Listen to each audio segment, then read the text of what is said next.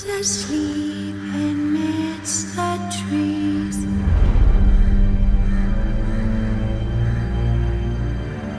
That's all is swaying in the breeze.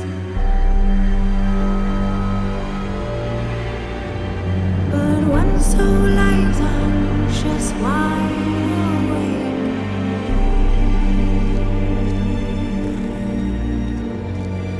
Fearing all manner of ghouls, hags, and wraiths.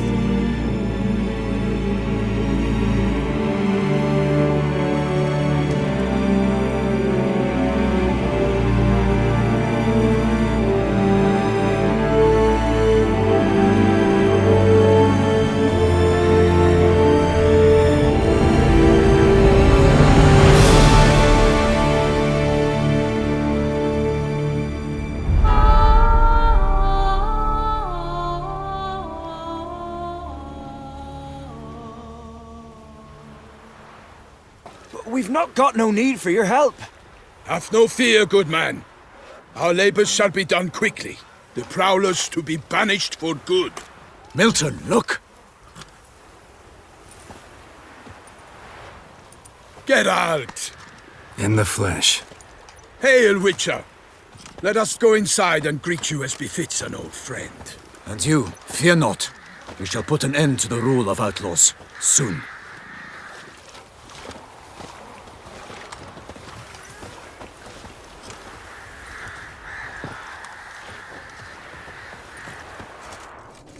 Not sure who I expected, but sure didn't expect Knight-Errants. You see, Palmerin? I told you. The griffin at White Orchard. I knew that were we only to follow the tracks of its slayer, we would in the end find Geralt. Milton de Peyrac-Peyrin and Palmerin de Lawnful. Good to see you both. Been years. Be assured, we share your joy. You must forgive us our, surroundings. When we pledged to place the village under our protection, the village elder gave us this hut as our lodgings.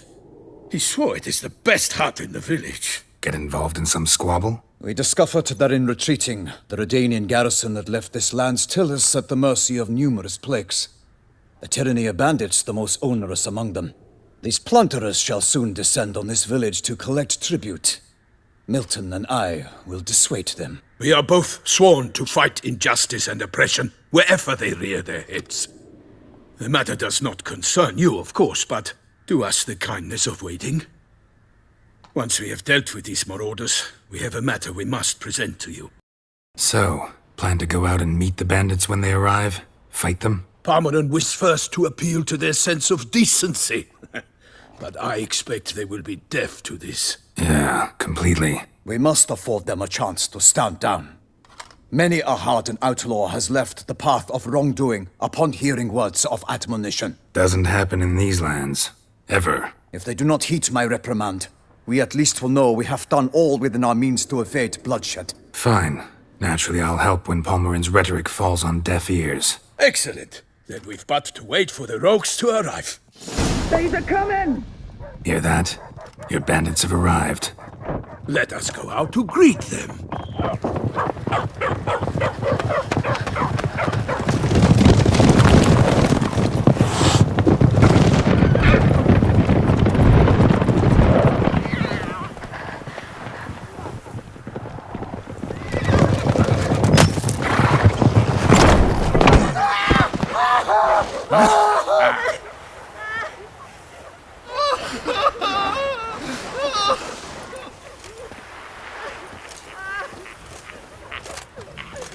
Hark! Contemptible curs!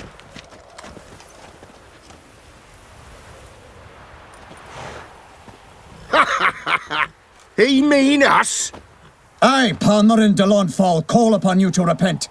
Set your hearts. Do you not see that they are blackened? Regular punch and Judy here. To prey upon commoners is no honor. To loot their meager stores, abandon the path of shame, and we will spare you.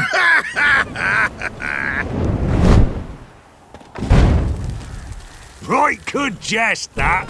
Had us a laugh. Now, fuck off or we lose our patience and you lose something else. Nay, wait, Zorg. These lads are a lark. Mayhaps they know some tricks. Oi, players! Can you toss balls all loopity-like? Or do that thing where one spits fire while the other... Noble Palmerin's giving you a chance. Now I'm gonna give you some advice. Do what he says. Or what? Or you'll find yourself fighting Knights-Errant in the pay of the Duchess of Toussaint. And they eat scum like you with their morning porridge. There's 3 of them. 2 turtled up in armor. We'll come back later. Some wench sent them. Folk will say we's afeard of wenches and jesters. Ooh, insulted the Duchess. Not good. Indeed, we cannot let the affront go unpunished. I swear upon the Heron you will pay with your own blood! By the crane, villains, ready your arms!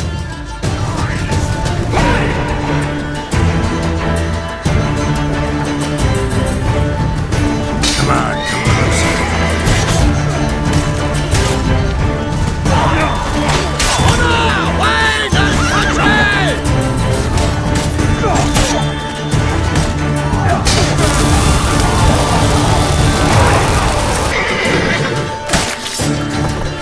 Why do they not emerge?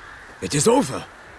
We have banished the scoundrels, lifted oppression's yoke from their lives. Warned you it'd be like this. Fear you as much as they did the bandits now. Sorry, no fanfares and flowers. You're not in Toussaint. Ah, it is true what folk claim. In the north, no noble deed goes unthwarted. It is time to go home. And we shall, my friend. Come, Geralt. It's time we delivered our message.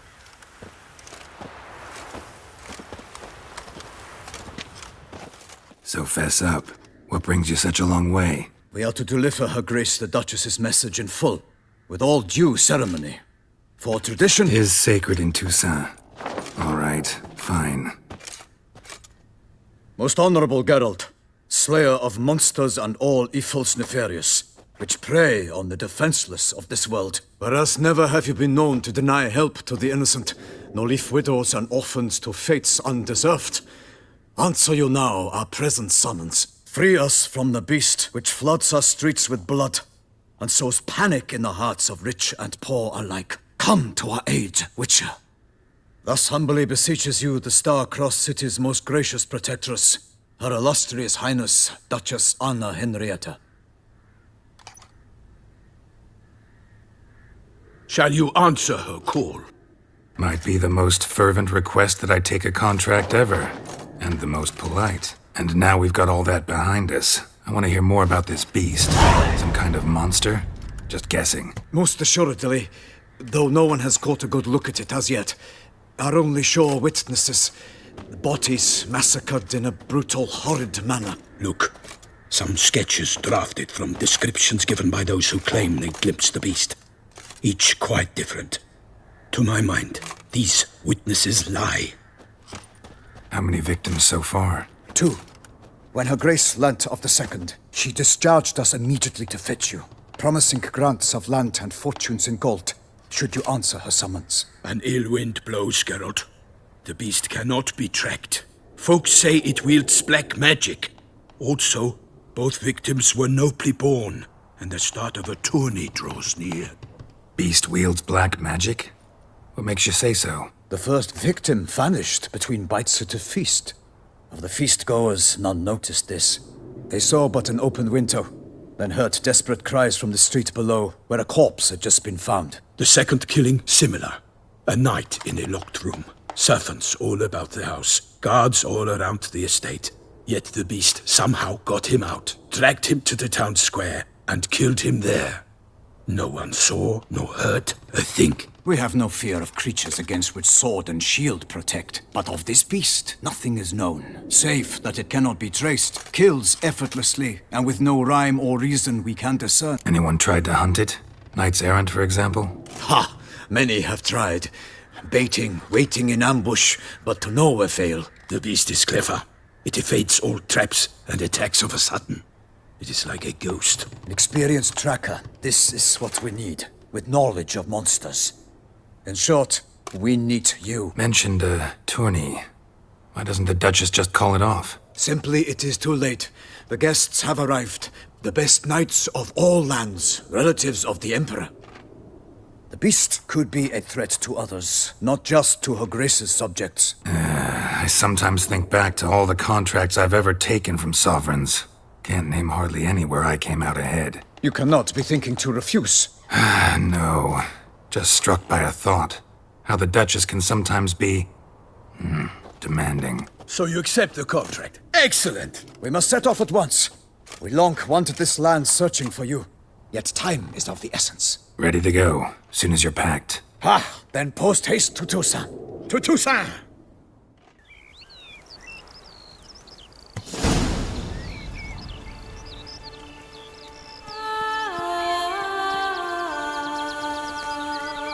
Toussaint, the land of love and wine. Exactly how I remembered it.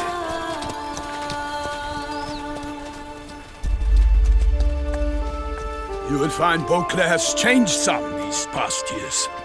Walk about when you have the chance. You will see for yourself. To me, place always seemed straight out of a fairy tale. Knights-Errant, elven palaces. You insinuate that we are somehow odd? I shall prove you wrong. This I pledge on the Heron!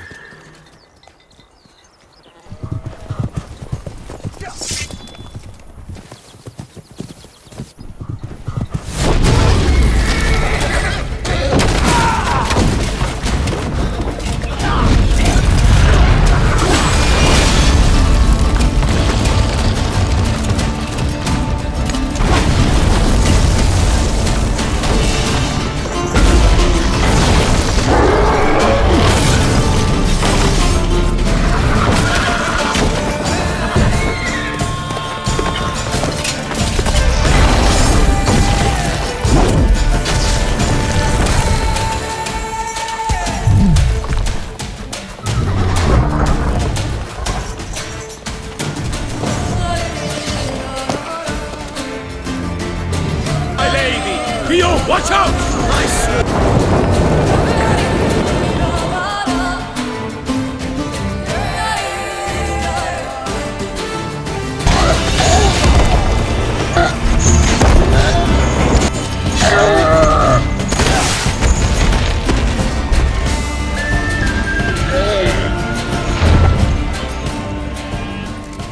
Big beast. Tackling it single-handed? None too wise. Neither is love born of wisdom, Witcher. So, Guillaume, outfit it. Which fair damsel inspired you to vow to kill that filth? The most beautiful among them. If he wishes to guard her name a secret, he need not reveal it. You I do not know, sir, nor seem you a knight, yet still I am profoundly grateful, nay, indebted to you for your succor. This trophy, sir, is yours. A giant this close to human settlements? Strange. Well, that was no ordinary giant. His name was Goliath, rumored to have been a knight once, but one who broke his vows. For this, the Lady of the Lake transformed him into a wild giant and banished him into the Gorgon Hills. So he came back down? Why? Several times each year, hunger chased him into the lowlands. Goliath had killed and devoured many shepherds. Guillaume's hunt served a noble cause. At any rate, it's a tale for more agreeable environs. I'll take the trophy. Why not? Could find someone who'll pay to buy it. Put up a good fight against the giant. Got experience battling monsters? None. In Toussaint, we mostly chase bandits. But I vowed I'd bring my heart's champion the head of a monstrosity, as the famed Gottfried, known as the Giant Killer, did. You don't mean to hunt the beast, I hope. The matter's best left to Geralt. Another challenge awaits me. Yet if Geralt is to hunt the beast, he ought to know. It struck again. The river surrendered a corpse. It washed up in the meander by the cockatrice. Damien de la Tour's guardsmen are there already, securing the area. Securing the area? Better go there now before they trample any tracks, manhandle any evidence. Set forth, then. I shall ride for the city to inform her gracious magnificence that Geralt has arrived. We'll meet later, near Guillaume's tent at the tourney grounds. I shall take you then to see her grace. No one here. They must have removed the body already. Let's look around. Blood. Guardsmen pulled these nets out of the water, then cut the mutilated body free. Gonna dive in, make sure they didn't miss anything. Silk kerchief, monogrammed DLC. What now? This isn't the site of the murder, we know that. Current brought the body here. Corpse got caught in the nets. Guardsmen pulled it out, put it in a boat and took it somewhere. Need to find out where. I'd like to look at the corpse before it starts to decompose. The inn. Its patrons must have seen the guardsmen, which direction they took. We should ask there.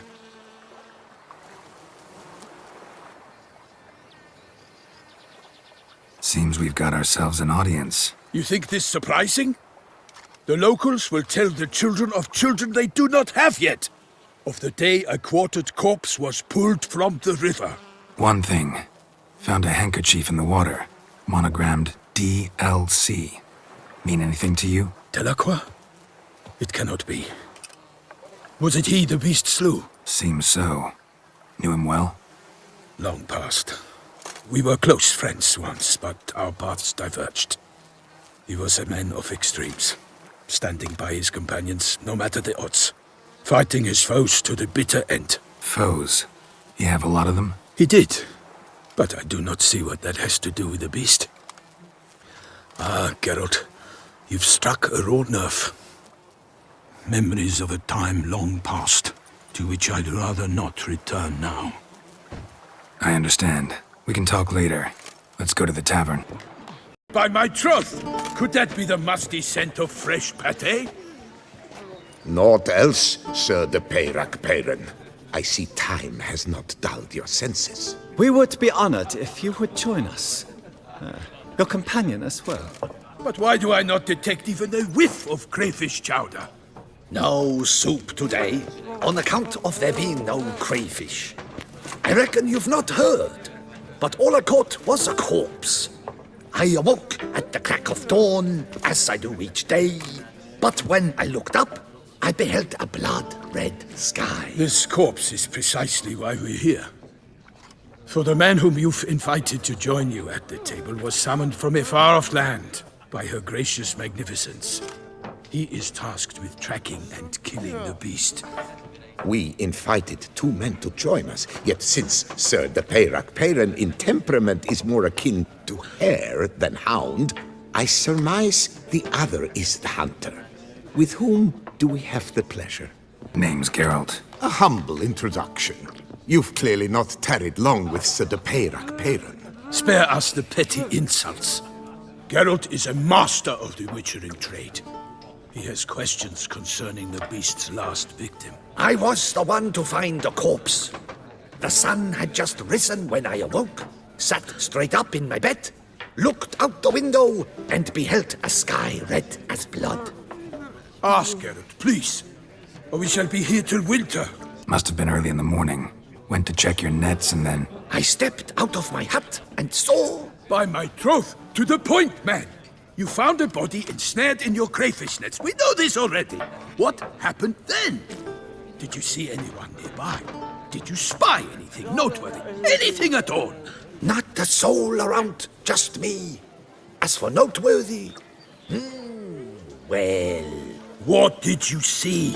But be warned, if I hear the sky was red again... I saw a head bobbing, eyes bulging, the tongue blew and popped out.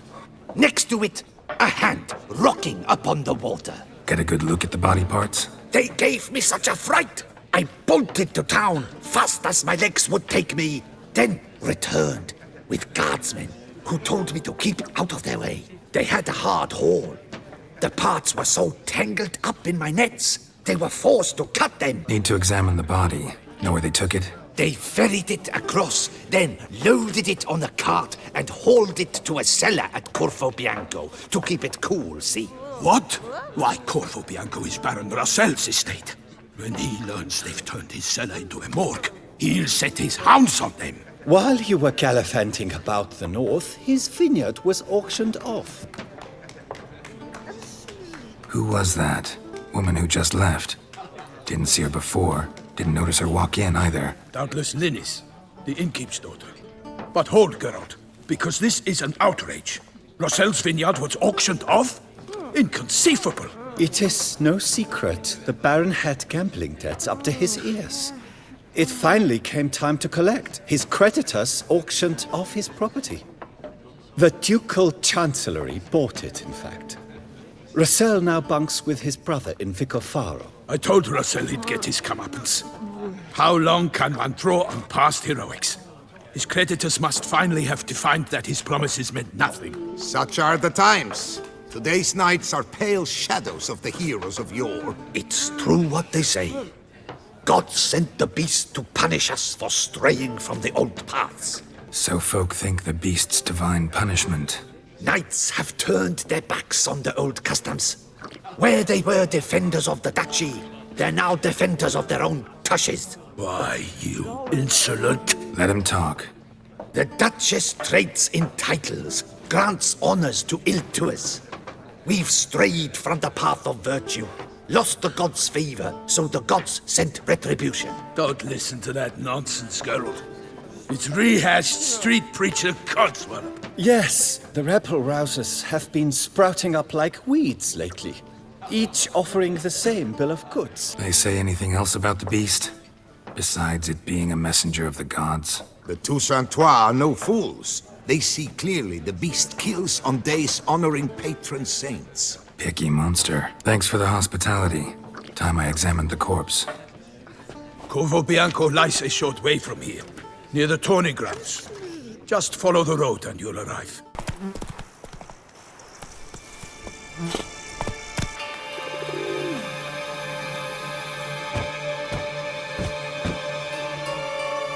Damn it. Killer must still be here.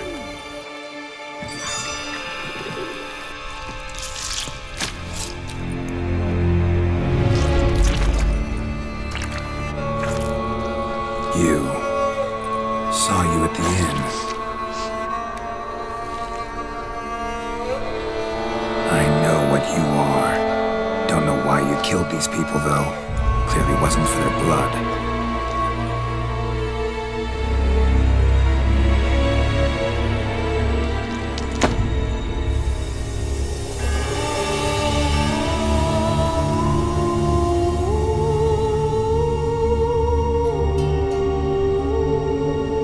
Don't have to fight.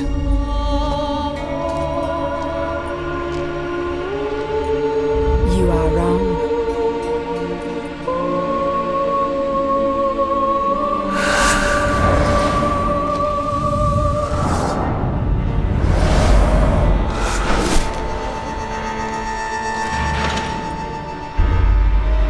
I cannot let you leave.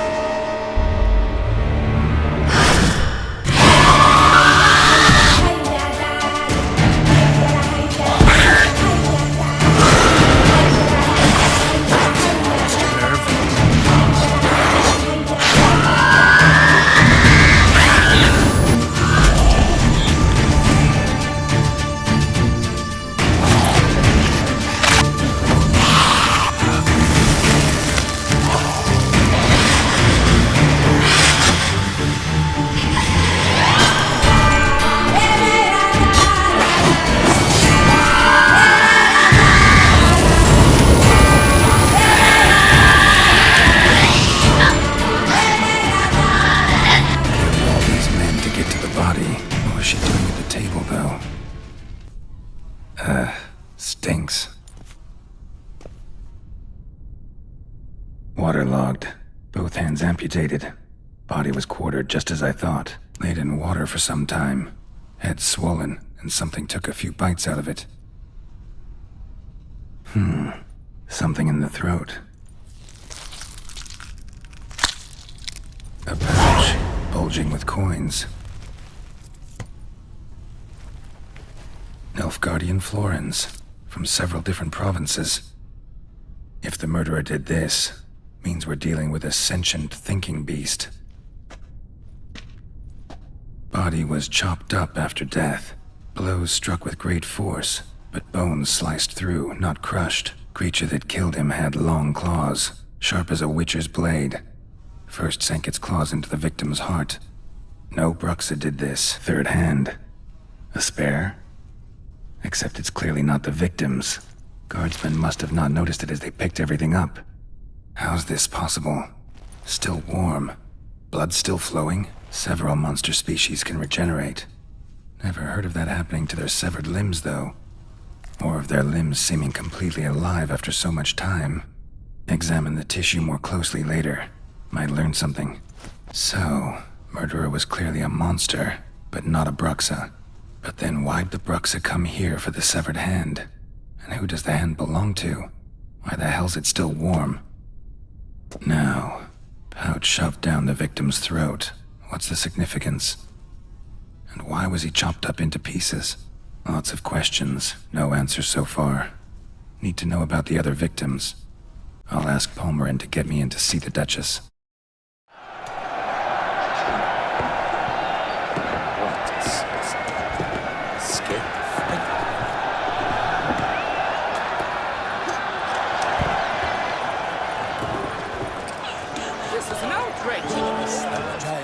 All right, you scamps. Store is done. Go find your parents. But the Palmerin, what about the story of Rittik and the dragon? Tales for another time. But take a good look at the man who stands before you now. This is Geralt of Rivia, the master witcher who lent his valiant hand to the defeat of the giant Goliath. Master Witcher, is it true virtue always trumps villainy? Not always. Could go either way. Sometimes virtue wins, sometimes villainy gets the upper hand. Still worth being good. But why? If it doesn't mean you'll win. Palmerin's story. Think back. A decent man attracts other good folk, makes friends he can count on. A rogue? Well, he can only count on other rogues. And who would you rather have for a friend? A man of virtue? I must agree. Now, that will do for questions. Go find your parents. Her Enlightened Highness has doubtless arrived at the tourney grounds to watch the battle in the arena.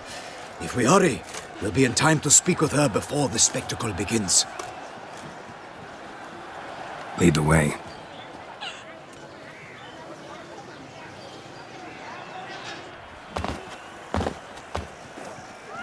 Who's fighting?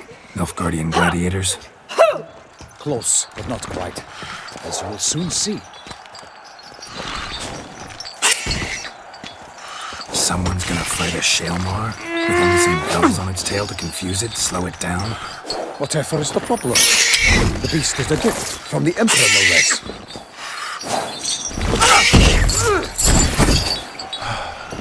This is dangerous. Bells on its tail aren't enough. I saw a spectacle of the sort at the arena in Nunley. There, a knight defeated a Shaelmar with bells on its tail. Might have gotten lucky. Shaelmar might have been lame. Who knows? Only a Witcher has a real chance against a healthy Shaelmar. And that's not even every Witcher. Besides which, releasing a monster that dangerous in front of a crowd? Plain irresponsible. Who's going to fight the beast? Guillaume, the young man you met. Yeah. Mentioned he'd promised his heart's capture a monster trophy. Great love demands great sacrifices. Let's go.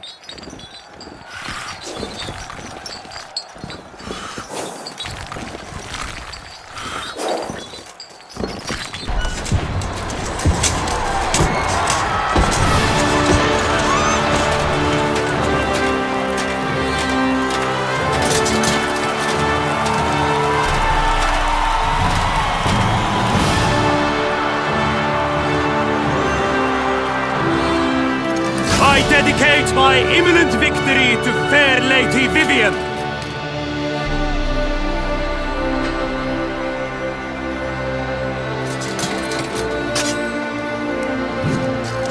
It's begun. The fight shall have to end first. We must wait.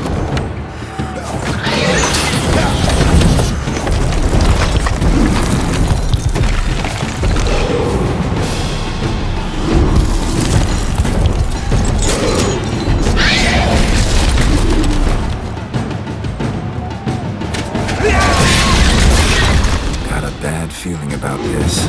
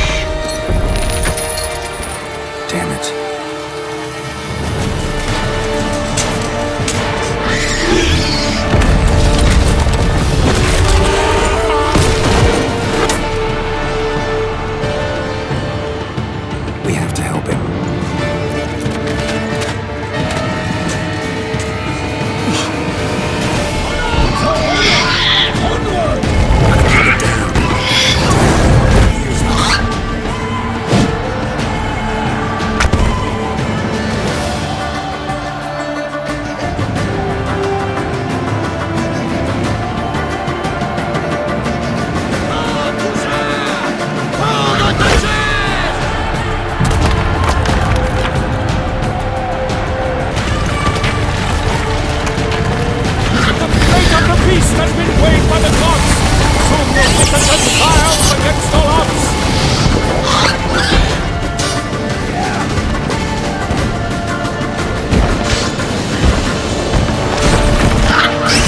The witch awakens till the time was true, when 12 gods expand, struck the monster like a fool!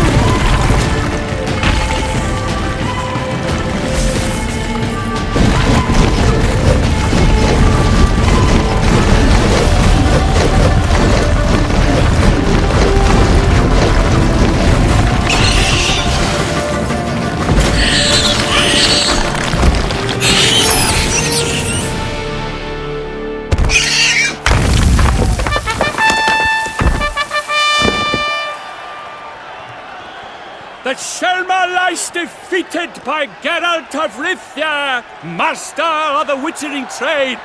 Behold, as the last gasps of life seep from the beast.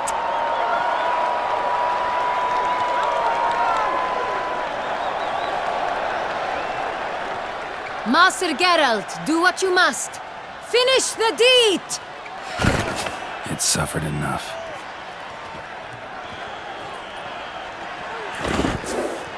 The monster lies slain! The fight is done! Praised be the victors!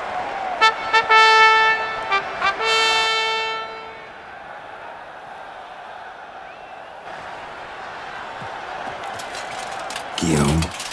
The lad came damned close to dying. I'm fine. Not hurt at all. Vivian? Smile as befits a hero and keep silent. Speech clearly pains you. She approaches.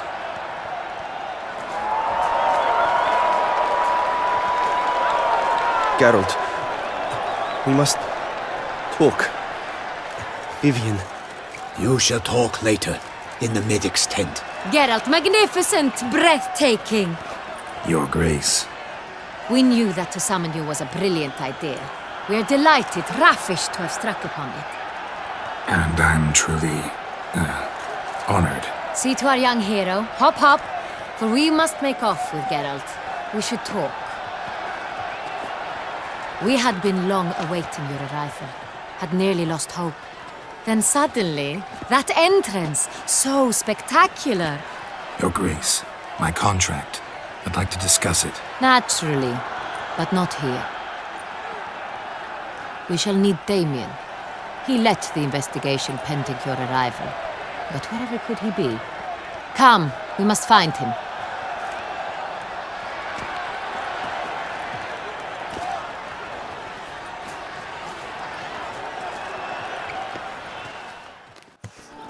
I vow upon the crane. Tell us, have you come alone? Or did Viscount Julian accompany you? Wish to see Dandelion, Your Grace? Yes. I mean, no. Yes. But solely to tell him we regret. Yes, deeply regret rescinding the death sentence we so justly handed down upon him. If we could turn back time, we would make certain he sat in a tower till he rotted. No, we would ensure he was broken on the wheel, then drawn, hanged, and quartered.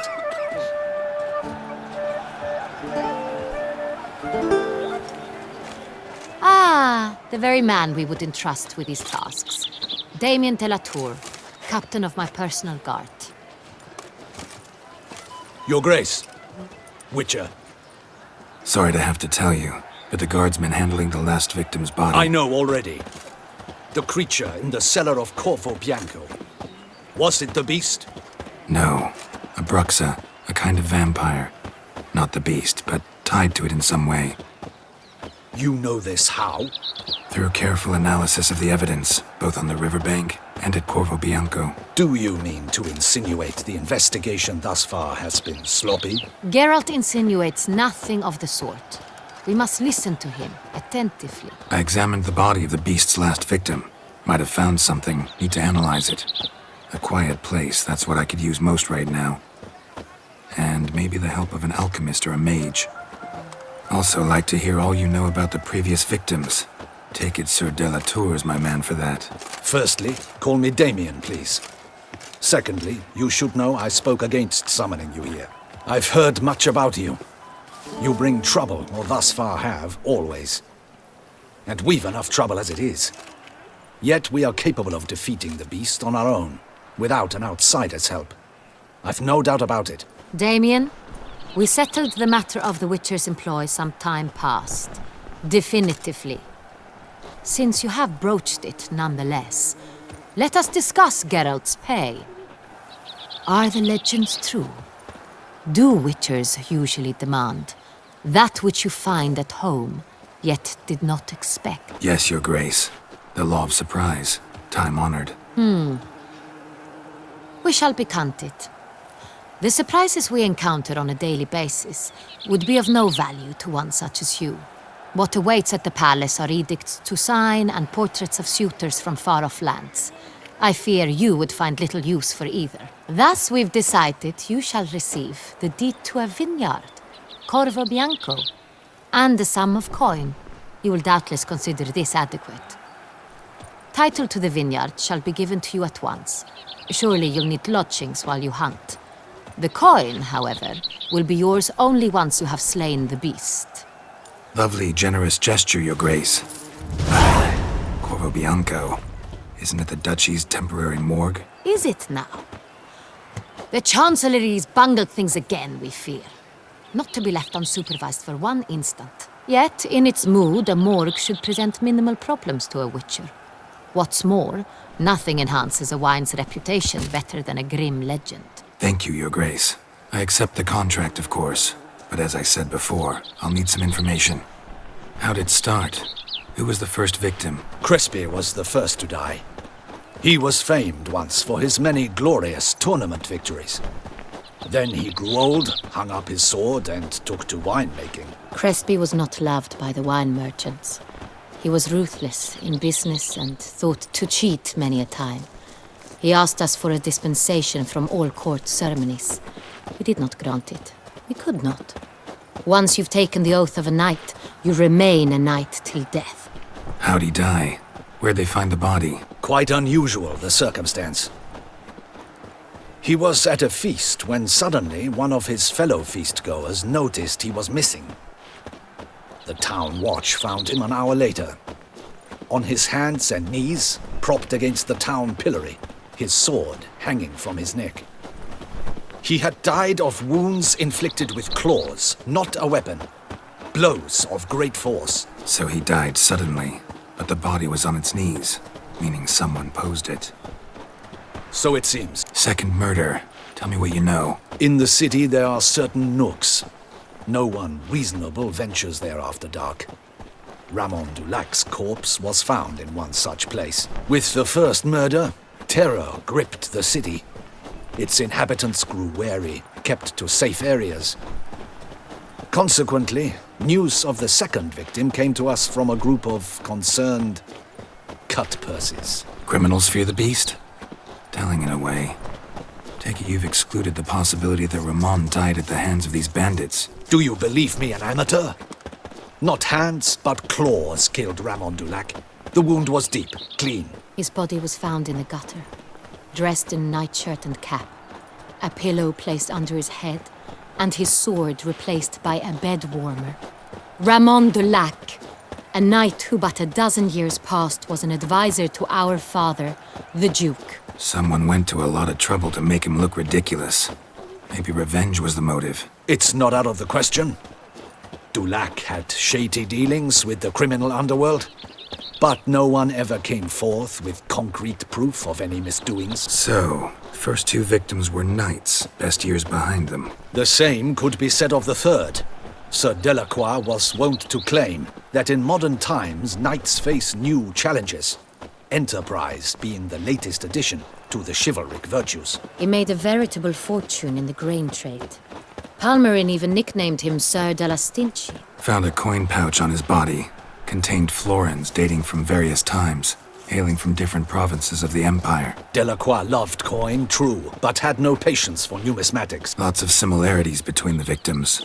All the bodies were found in strange places under extraordinary circumstances. Seems the murderer, whoever or whatever it is, has some meaning to convey. These were honorable men. We are horrified by the disdain, the disrespect with which they were treated. These were Knights of Toussaint. Blast it. Might be the point.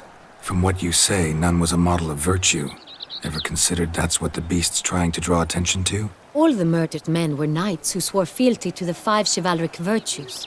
And even if Knights of Toussaint swear fealty to what virtues exactly? honor, wisdom, generosity, valor, and compassion. 5 virtues. Why are they so important to your knights? Strange question. Your Grace, forgive me. I'm a foreigner trying to understand another land's customs. You are forgiven. According to legend, the virtues we cultivate were bestowed upon us by the Lady of the Lake. How we truly came to espouse them, none remember. In Toussaint, we believe men of low birth should be simple-hearted and obedient. We expect much more, however, of our knights. They are to be soldiers and courtiers, lords and servants. Thus, the need for clear moral guidelines. At the time of his dubbing, a knight vows to demonstrate throughout his life honor, wisdom, generosity, valor, and compassion. Beast seems to be pointing up moral decay, denouncing it. Victims were all humiliated. Might have been murdered to emphasize their lack of specific chivalric virtues. Honor compromised by the pillory. Wisdom by ridicule. Generosity by a coin pouch shoved down a throat. It seems to fit, true, though not perfectly. Can't discount the theory if it's on the lips of everyone in town. Say our reasoning's right. Next murder will be just as showy and denounce the victim's lack of the 4th virtue, valor.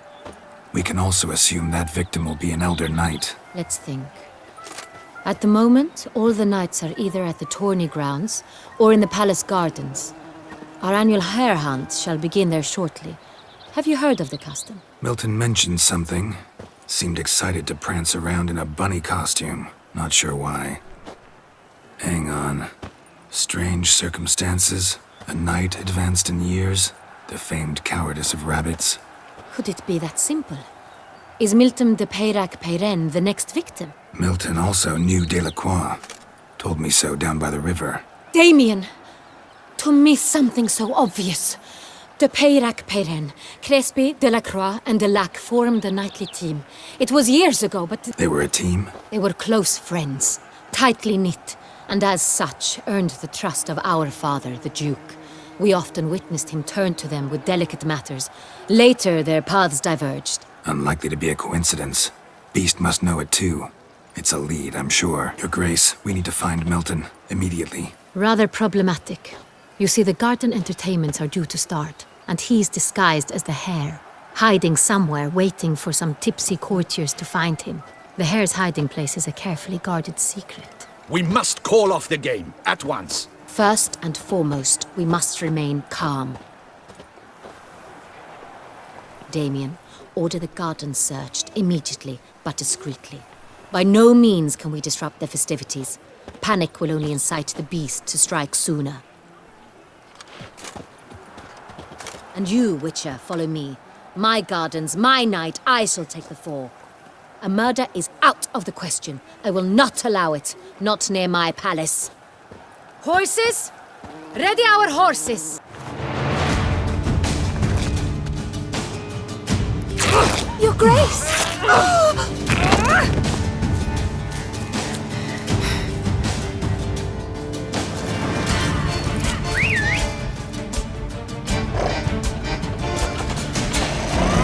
What the hell? Why, I should... Your Highness, Mind it doesn't get wrinkled. Onward!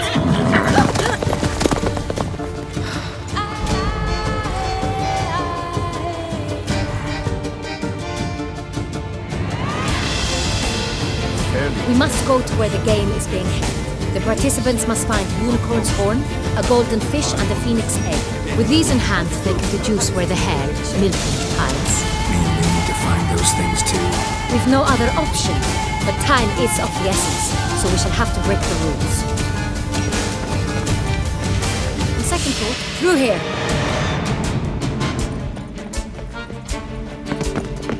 I shall show you where the hunt plays out.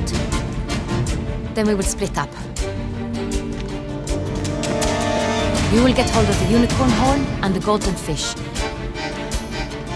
while I nab the phoenix egg. That will be quickest. King Cormorant, sire, accept this offering we bring. In my domain, I await that moment of grace.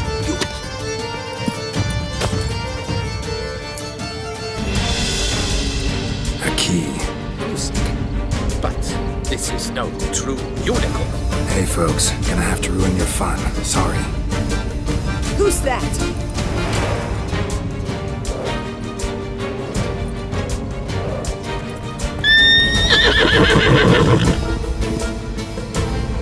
Easy.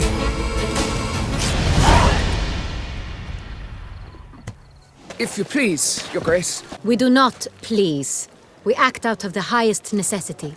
All shall be explained later. But it's against the rules. I am the rules.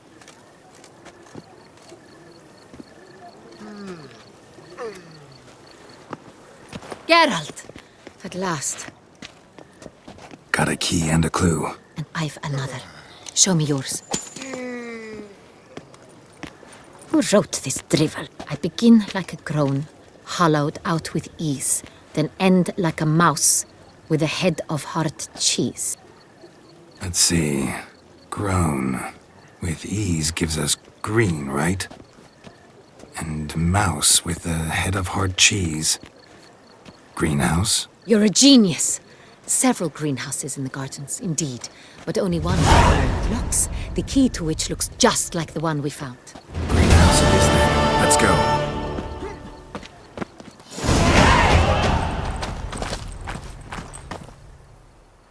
Wait here.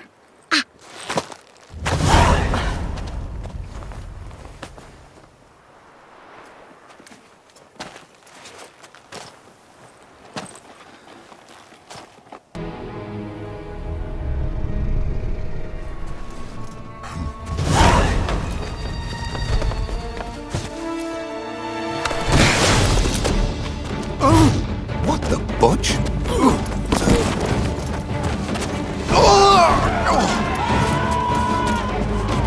What was that?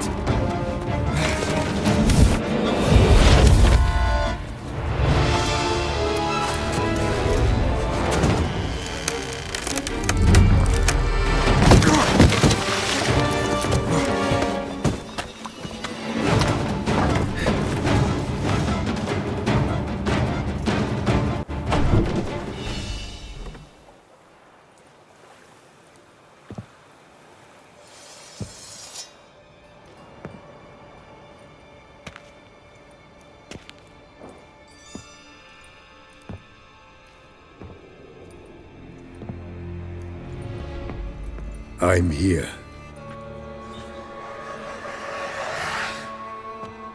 This belonged to you, maybe? It did, but you may keep it. I've a new one. I do not know you. I've done you no harm.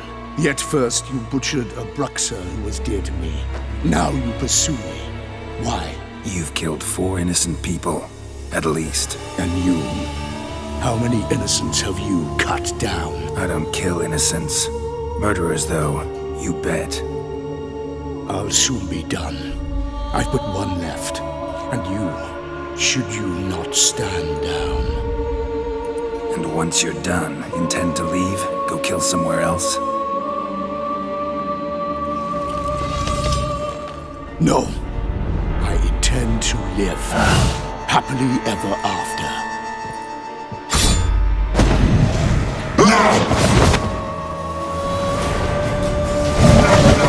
Kill again. What? Lost your nerve?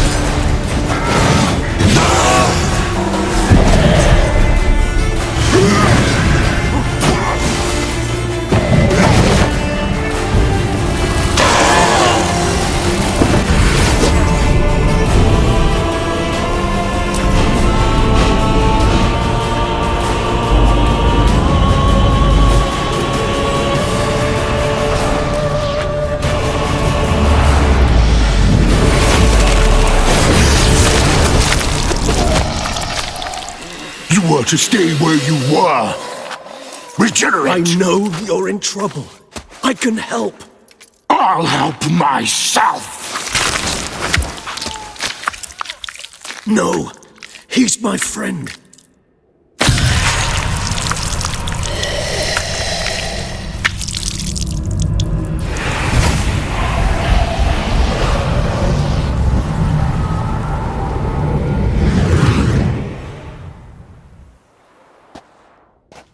Yes, Geralt, it's me. Regis? You alright? All is well. All's in order. Wounds such as these heal on vampires in moments. But we've not seen one another in ages, my friend. At least in human terms, that is. How's this even possible? Last I saw you... I was a bubbling, shapeless smear, having been rather spectacularly melted into a column of a certain castle. In somewhat better shape now, as you can see. Hardly peak form, mind you, but were I human, folk would think me a demigod, I dare say. I'm sorry. What happened? It was my fault. Never got a chance to apologize. No need, Geralt. Bygones. I did not have to join you on that expedition. No one twisted my arm. You being here, not some fortunate coincidence, I take it. Your powers of deduction seem to have waned not one bit. I'm happy. I came here for Detlef. I fear he's become entangled, landed himself in serious trouble. So that's his name. He's your friend? You might call it that. Though Detlef is... how would you humans put it? More bestial than I am. But not to worry. I'm working on him. Haven't exactly done a great job with that. He's killed one knight since I got here. At least 3 others before I arrived. For good reason, I'm sure. Understand. Detlef is not some decadent shit who kills for sport, or to assuage a dryness of throat or a dullness of mood. So in your opinion, what are his reasons? Precisely what I wish to find out. And then I will convince him of the error of his ways. Got a lot of faith in the guy. Despite appearances to the contrary, you two are quite alike. You've both noble hearts, yet you both are wont to perform ignoble deeds. When circumstances force you to, of course. Remember the year 964? That was 3 centuries ago. Blind fear gripped Rivia, Lyria, and Spala. Women and children were dying. Their mutilated, dismembered corpses littered the fields. Brute of Lyria. Read about it. Chewed up almost 200, then fell to a common poacher supposedly armed with a dagger blessed by some prophet. It fell to Detlef, who then found a poacher asleep in the brush near his snares and dropped the fiend's corpse at his feet. And thus, a legend was born. Awfully good of him. But do I need to know this? Yes. So you'll understand Detlef is no cold-blooded killer. I believe he's landed in some mess and he sees no way out. What makes you say that? Vilgefortz melted my body. Detlef found what was left. As per our codex, he had a choice. To leave me where I was, or to care for me and nurture my remains. He chose the latter. Regenerated me at no small expense in his own blood. Do you know what that means to a vampire? The gravity of the endeavor? Probably same thing it means to a human.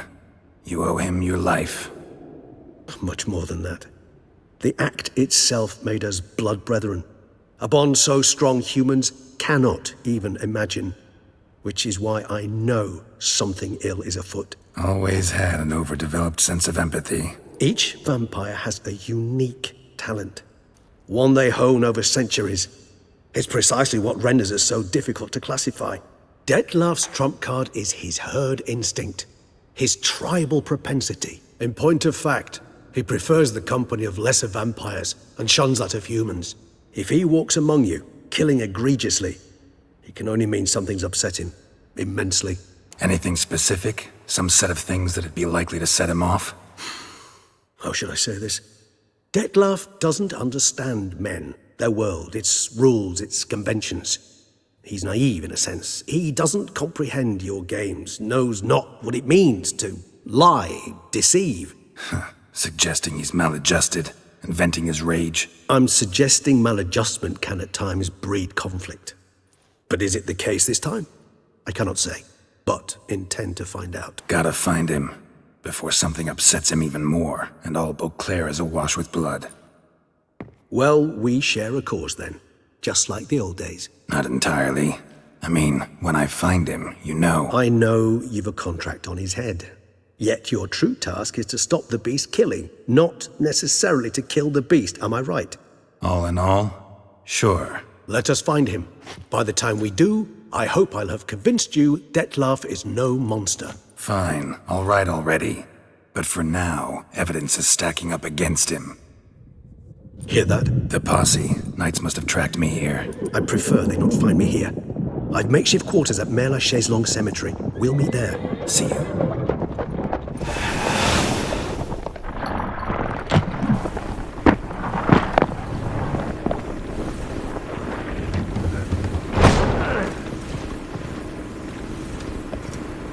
Witcher, we flew here as fast as our courses would carry us. Yet I fear we're late all the same. Pray, where is the beast? Still investigating. About to inspect this site. Withdraw your men before they trample all over the evidence. Sirs, we must let the Witcher do his work. Milton's murder cannot go unavenged.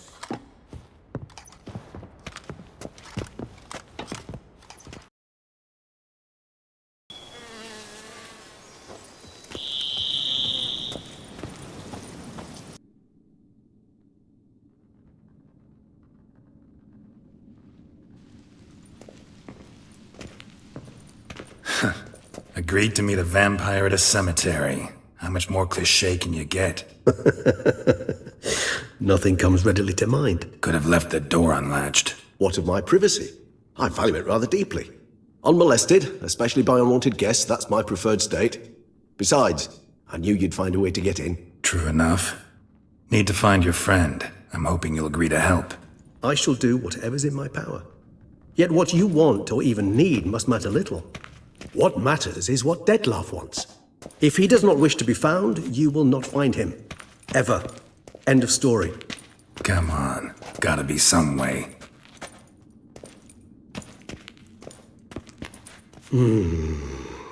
Vampires can evade detection by the senses, and no divination magic works on us. Even the most precise megoscope would be useless. And this? Could this help? Wherever did you get that? Off one of the beast's victims, found by a bend in the river. Body was chopped in pieces. 3 of those pieces were hands.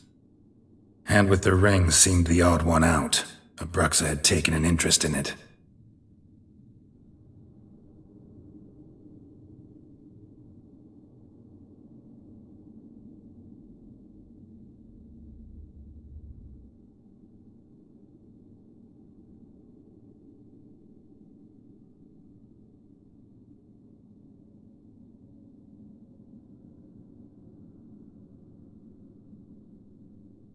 It's Dettlaff's hand, without a doubt. It will do splendidly. What do you plan to do with it? You've heard of Kovinaris' theory of tissue memory retention. Rings a distant bell. Read about it in Alchemia Oblitera. There's a copy at Kaer Morhen, tattered, nearly disintegrated. But if memory serves, Kovinaris never managed to prove it worked. He did prove it, just never managed to publish his findings. He and I corresponded, you see, after we became friends. Thus, I know he completed his research and performed the first tests. It's complicated, so without delving into details, it is possible to use any piece of tissue to reconstruct what a whole body experienced. How's it work? We need any special equipment? We must brew a decoction which Kovinaris gave a rather poetic name, resonance. Once imbibed, it sends one into a trance similar to that induced by narcotics. This triggers visions of events linked to strong emotions experienced by the tissue's owner. Picture it as dreaming a fragment of someone's life. Any chance we might see what Dettlaff was doing just before he lost his hand? Indeed. Though I also hope resonance will reveal the location of Dettlaff's hideout. Can't you just summon Dettlaff? You're both hired vampires, there's gotta be a way. If I'm to be entirely candid, there is indeed one. But believe me, we will be better off never availing ourselves of it. It is a last resort. Absolutely. Last resort? The hell? Why? There is a being who can summon Dettlaff. Possesses the authority, even the power, to force him to appear in a given place. But the very act of contacting this being Well, it's akin to walking a slack line extended over a chasm filled with molten lava. An exercise as perilous to me as it would be to you. A risk I'm unwilling to take. I beg you, let's do it my way. It will be both quicker and easier. Ring's pretty intriguing. Made of no metal I've ever seen. And the ornamentation. It comes from our home, where we lived before the conjunction of spheres. It's actually mine. I received it from a dear old friend. You might call him a humanist. He saw us vampires as guests here, guests who owe their hosts, meaning you humans and the elder races, respect. Respect? Meaning not to treat us like cattle to be slaughtered for food? Precisely. And the reason why I, in turn, gave it to Detlef. To remind him of the ideals my old friend championed. Covenarius spent half his life proving his theory. Wild guess. Making a dose of resonance won't be easy. You guessed correctly. In addition to Detlef's tissue, we shall need a powerful occipital lobe stimulant. Effectively a poison, to make one susceptible to visions. Well, got a few ingredients to choose from. Unfortunately, all are pretty rare. There's Mamoon glands. The closest ones I know of are in Vizima. A spotted white saliva would also serve, but they were culled to extinction over a century ago. Could go with a kobold's eyes, but the creatures are sentient. Rather not gouge one's eyes out. Given that we lack the time to sleuth this out ourselves, permit me to summon some help.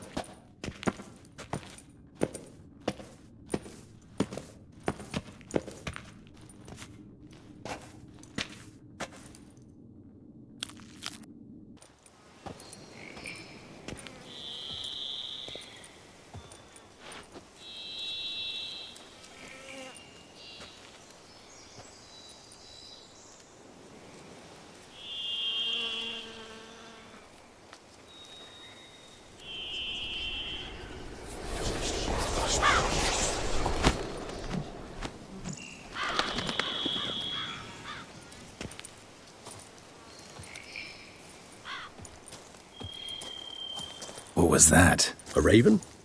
Rather a common sight at this latitude. Very intelligent fowl.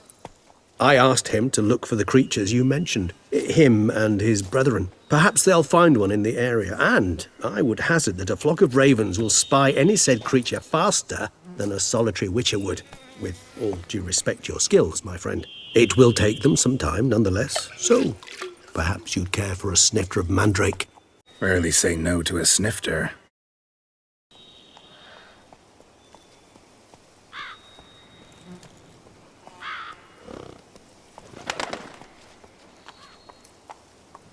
Ever vigilant, even in his sleep. Quite vampire-like, in fact. Are you absolutely certain they don't administer a few of our genes during the trial of the grasses? Far as I know, none. Now what you got for me? You were right. No kobolds or mamoons for miles around. Knew it. Allow me to finish. You see, there's this spotted white. It haunts an abandoned residence in the Caraberta woods. Impossible. My brethren hunted down every last spotted white before I was born. Then it seems you must revise your knowledge of spotted whites. For somehow this one managed to survive your brethren's onslaught. It seems I know this home it haunts. Recall a tale about it. Locals believe the place cursed. Perhaps that's how the white survived entirely unmolested. Know anything else about this curse? I don't recall much in particular. Really don't attach much importance to such things. It was mentioned to me as an anecdote, no more. Come on, search your memory. Something, anything could be important. I believe it had a relation to hunger, or, perhaps greed, rapacity. Someone was punished for something... Textbook definition of a curse, pretty much. Sorry, Geralt, I try not to clutter my mind with the details of every far-fetched tale I happen to hear. What are your thoughts? A specimen of a species thought long extinct, and a curse, in one place. That a coincidence, or are they related? Ah, professional curiosity. Personally, I've nothing against you delving into this dilemma, but please remember we need the white's saliva. Nothing beyond that. Whites rarely appear in the woods, even less likely to find them in abandoned human homes. They inhabit remote wildernesses, old abandoned cemeteries. What's your point? This might not be a spotted white after all. Your little helper might have made a mistake. I sincerely doubt it. Ravens are devilishly intelligent creatures, and they've highly developed observational skills. What exactly did they observe? The area around the estate. It's covered in spoons. Spoons? A drink. Was talking to someone. Let's do this. Start making your decoction while I go get some saliva from that white. None shall sit and dine with you at your table. No spoon you have shall say to you, never again shall you wish to spy your reflection in the mirror. Sounds like a curse, all right.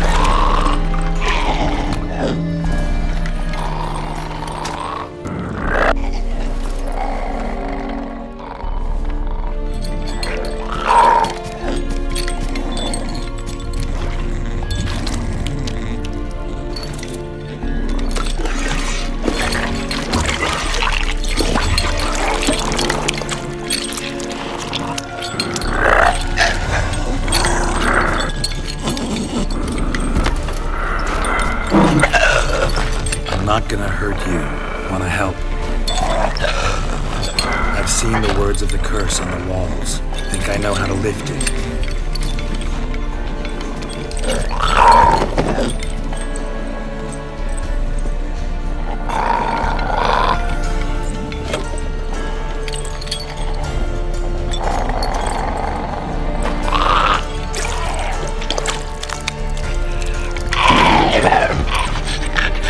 Tried to bring folk here, convince them to sit at the table with you, right?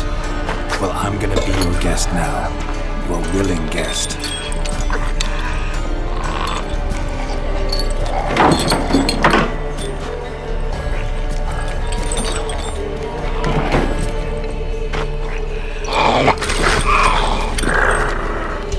Just need a bit for Regis. And now we'll tend to you. Need to get this right. Words of the curse were, none shall sit and dine with you at your table. No spoon you have shall say to you, never again shall you wish to spy your reflection in the mirror.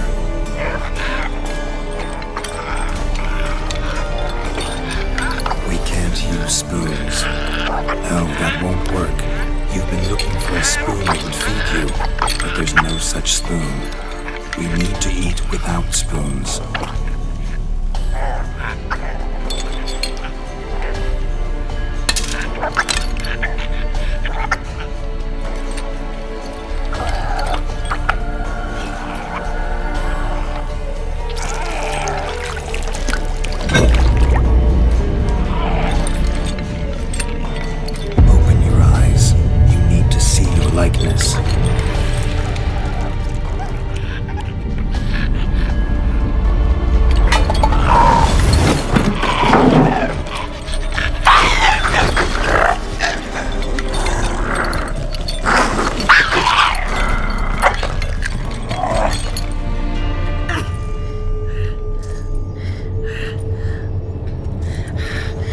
Easy, not gonna hurt you. Eat. I must eat.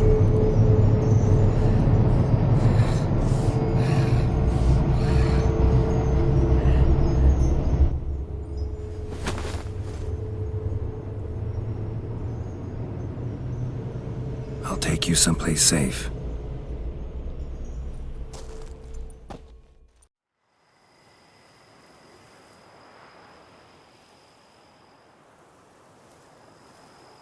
So I took her by the hand and led her here. Seemed the only sensible place for her. You did the right thing, sir. She should recover quickly here. I'm deeply pleased, finally, to make your acquaintance, sir. Though I do regret the specific circumstances. in all the commotion, I fear I neglected to introduce myself.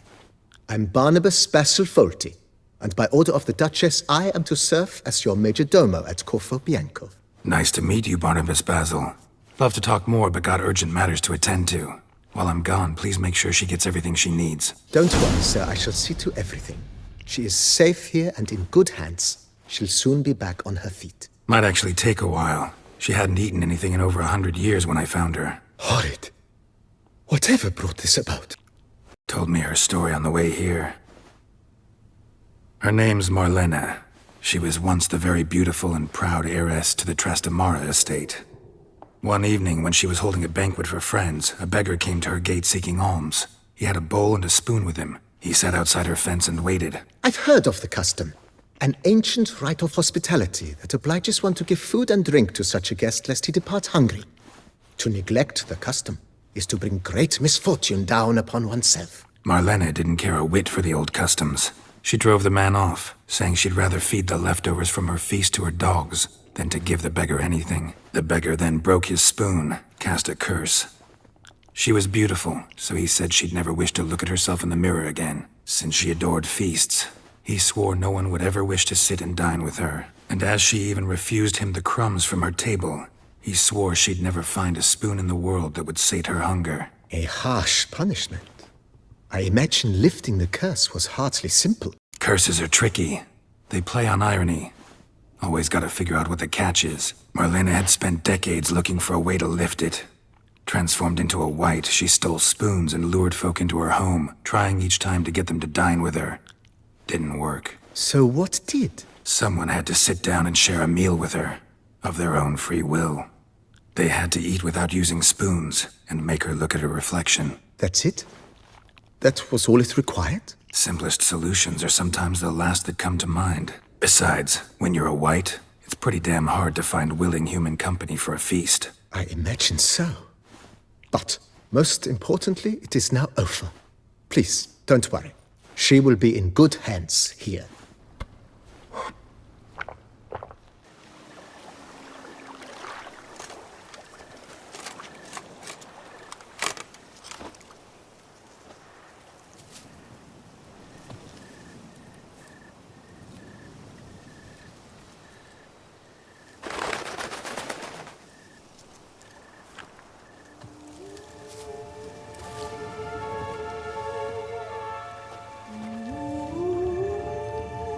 So, this is my true form.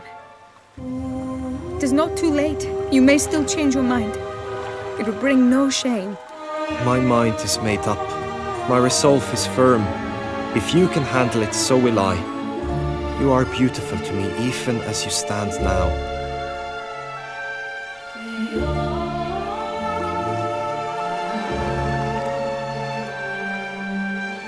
Oh, that's clearly rubbish.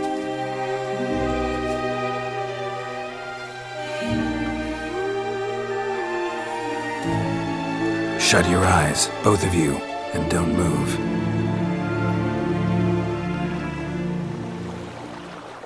Guillaume, Yes, my love. if you become as I am now, I wish you to know I shall not leave you.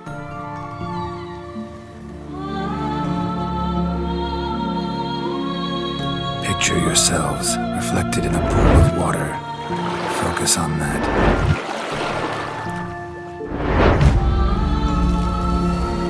Now, open your eyes.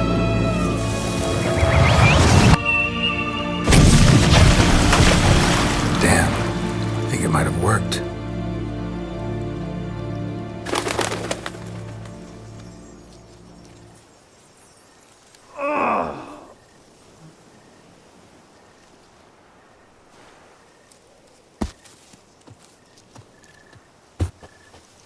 How do you feel? In general, you feel it change, Guillaume? I was struck hard, as if by a battering ram, but now I feel not at all different.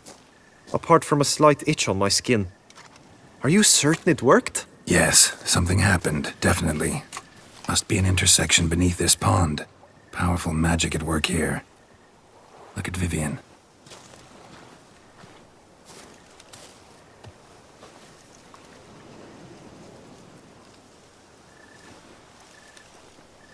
What now?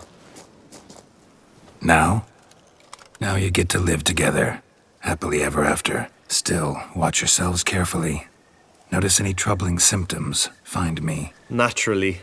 I thank you, Geralt. Oh, and your payment. At last! I've so much to make up for. Balls to attend, distant lands to see. Free at last, as a bird. Ha! I find you droll. I had not noticed before. But you will not fly away without me. That remains to be seen, I think. But I too must thank you, Witcher. Don't mention it.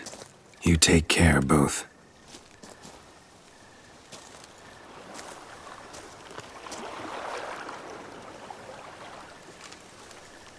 You have proven worthy of wielding the blade, beyond all doubt.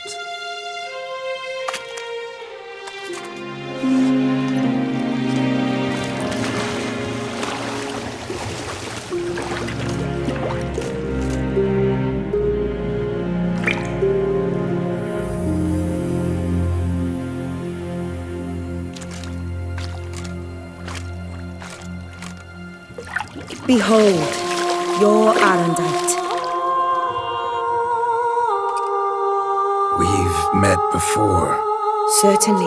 The hermit admitted he knew you, remember? The Lady of the Lake. It is I. Forget not that you are a man right and honourable, devoted to doing good. And for these reasons you received the blade. Now bear it. And I trust this time you shall not lose it.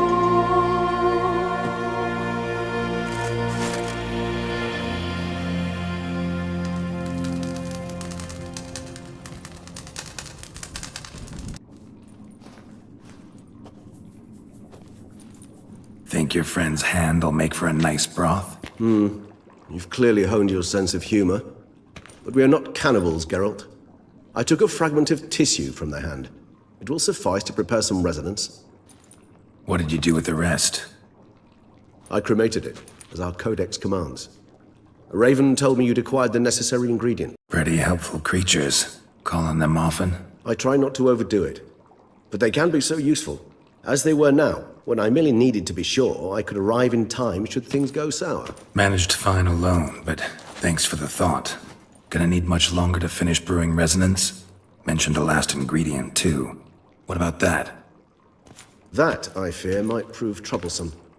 You see, to use the concoction to summon the memories of one, the solution must contain the blood of another specimen of the same species. Shouldn't be a problem. I happen to know a higher vampire who should be willing to help.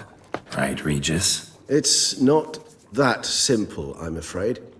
While you were away, I tried my damnedest to identify a replacement, but, alas, none such exists. Not sure I understand what the problem is. Can't we just draw some of your blood? The blood must be in an agitated state.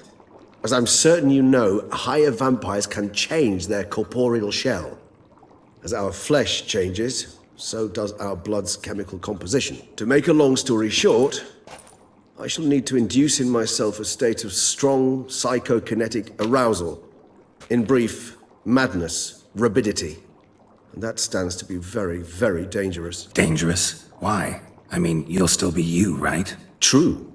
But I should be highly agitated, in a state of fury.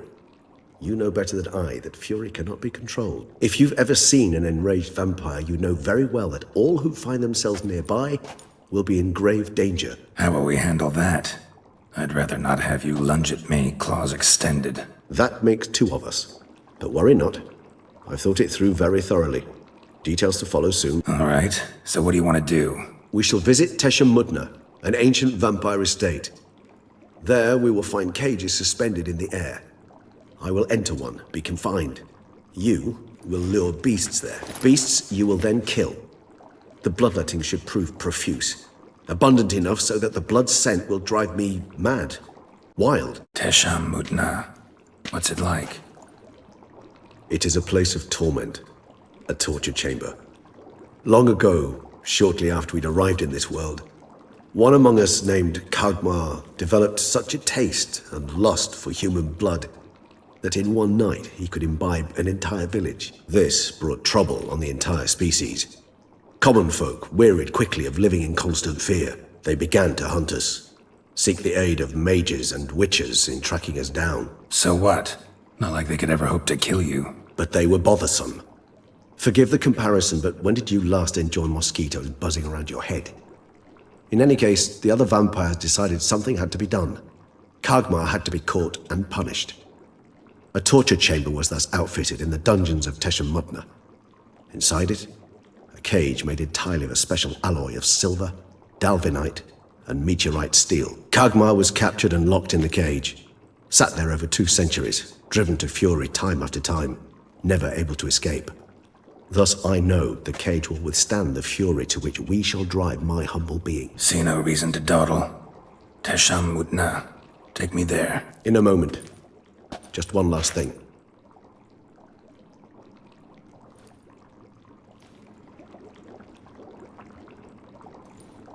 What was that? Blood. Oh, the last favor the Raven did me. I've also taken some Sancurium, a solution that sharpens one's sense of smell. 1 drop of blood shall smell like a gallant to me now. You crazy? You're a recovering addict. Your outrage warms my heart, Geralt. But you must remain calm. I had no choice.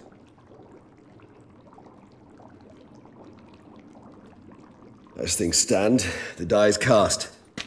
High time we set off for Tesh-Mutna. My head's spinning already, and you're starting to smell quite tasty. And you're starting to scare me. We have arrived.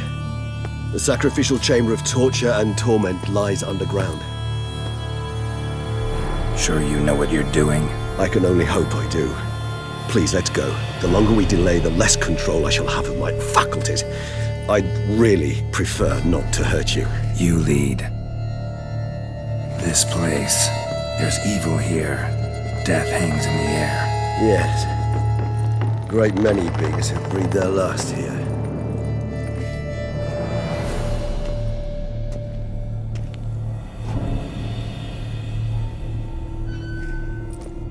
Charming place. But what are all those cages for? Mentioned 1 vampire being kept here. Yes, well, you see, humanitarians is something my ancestors were not. They concluded Kagmar would best be punished if he were tormented with the scent of blood he could not taste. Thus, they also kept humans here. Humans whose blood they slowly let. Kagmar ranted and raged in pain as those humans slowly bled to death. They treated them like livestock. Live bait. I'd like to be able to turn back time. Deny it, but alas, I can do neither. Feel shame for my brethren. That is all I can do. Don't take it so hard. Nothing you could have done about it. Let's get to work. Well, that was awkward. Fine. I prepared the bait. Please be so kind and place it. Ideally at the tunnel entrances. The scent will spread most effectively then.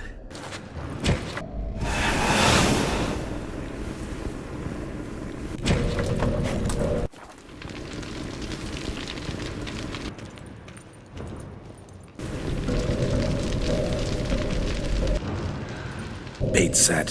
What now? I shall enter the cage. You must chain me inside. The bars are made of an alloy that will prevent me from transforming into mist.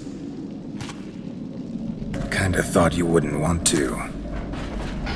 I shall be in great pain. My sole thought being to stop that pain. I cannot know what I will do.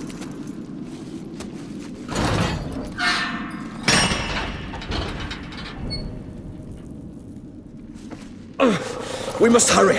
The beasts have caught the scent. Also, my head started spinning. That the blood?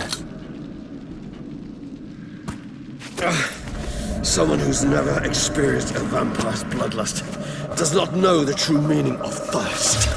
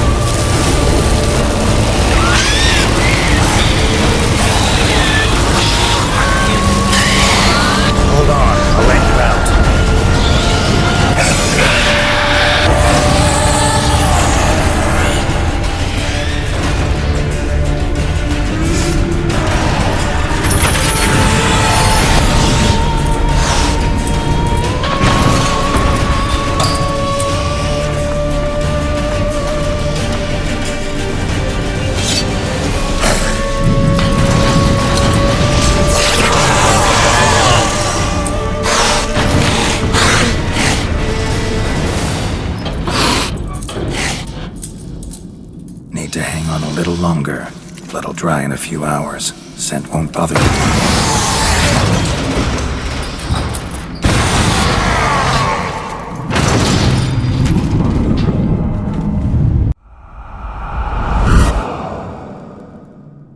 Get you out of here.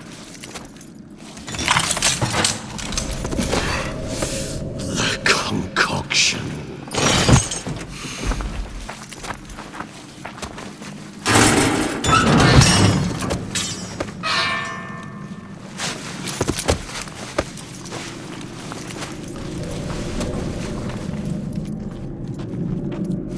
You can't finish it in this state. Tell me how. I'll help you.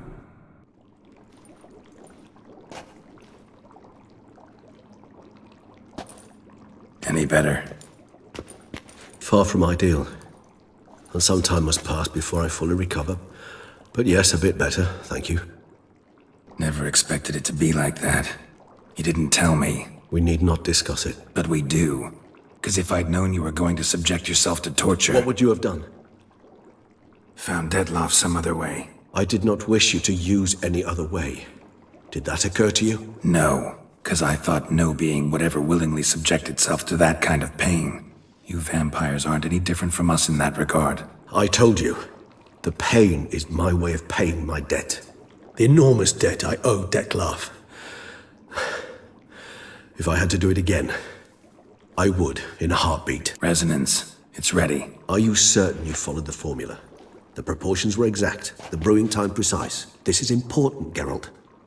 The slightest deviation could cost even a witcher dearly. Relax. Got some experience brewing potions.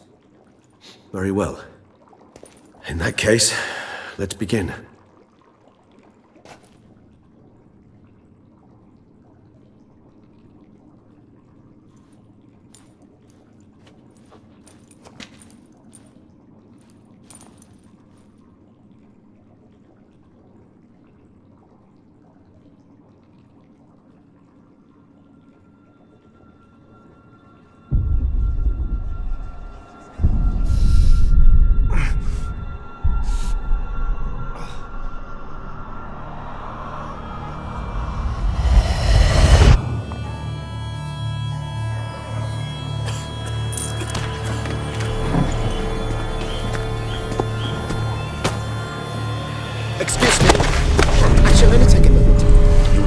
The queue, sir. But Count, sir, you must understand, I've a meeting. Sir, Count, you were next. Please, take a seat. This gentleman was here first. Step down or you shall regret it. Ah, fails to realize he was your friend, Count.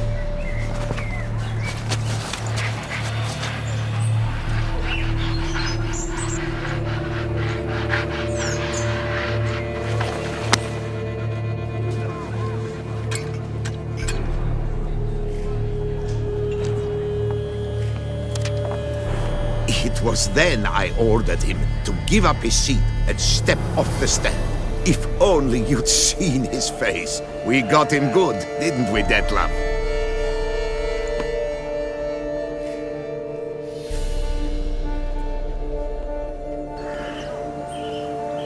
And then Mother insisted we buy the mill. Curious, eh?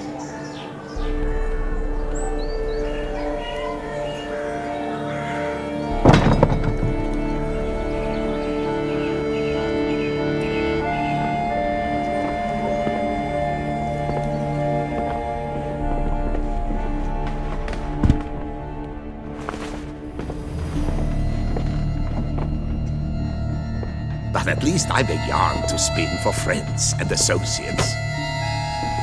Forgive me. What?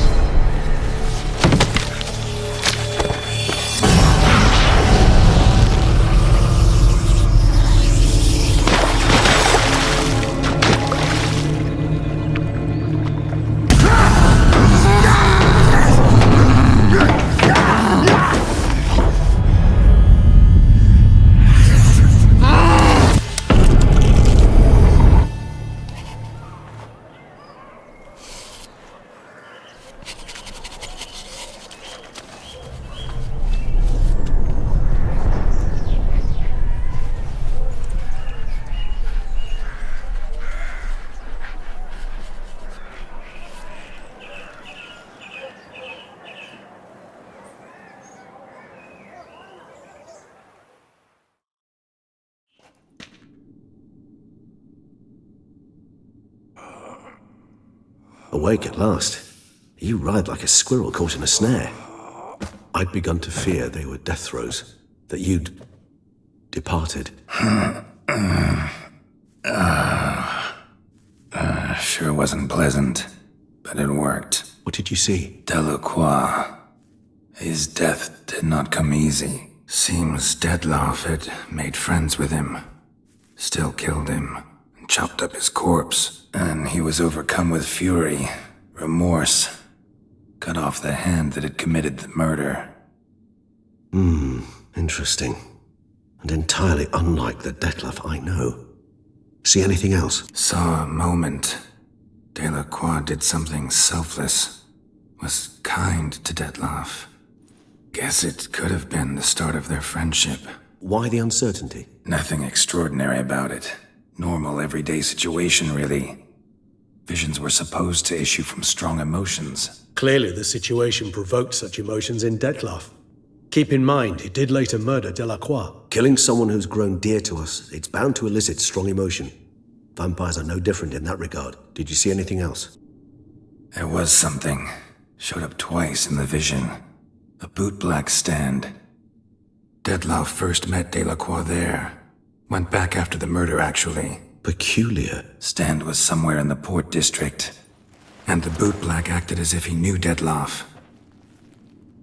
That would be even odder. Perhaps we should have a chat with the lad. Though I would expect no breakthroughs. It's our only lead. I'll go talk to him. Coming with. I shall join you later if it's no trouble. I don't yet feel strong enough to venture out. That's fair. Rest up. Be back as soon as I learn anything. But you little fart. So how would you explain it? Whether it pours for a week or the sun bakes our pates, we've always mud up to our ankles here.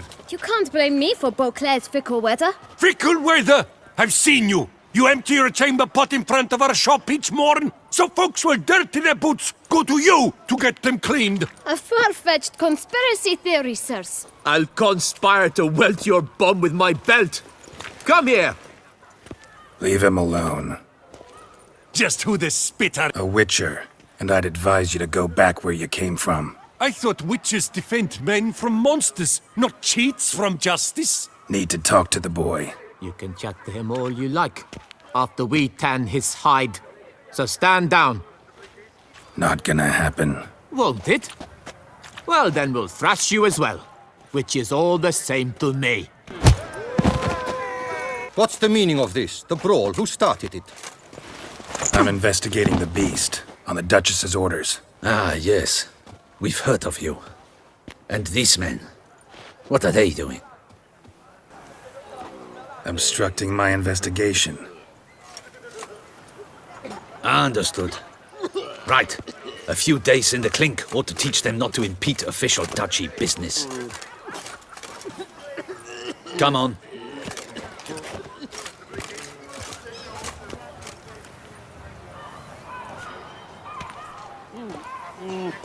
You're very good with your fists, sir. Wouldn't be looking for work, would you? We'd make a fine duo. Listen, I'm interested in a certain gentleman. Wait! Before we get to talking, please, take a seat. But my boots are clean. In this city, no boots are clean unless they just come off my stand. A seat, sir, please.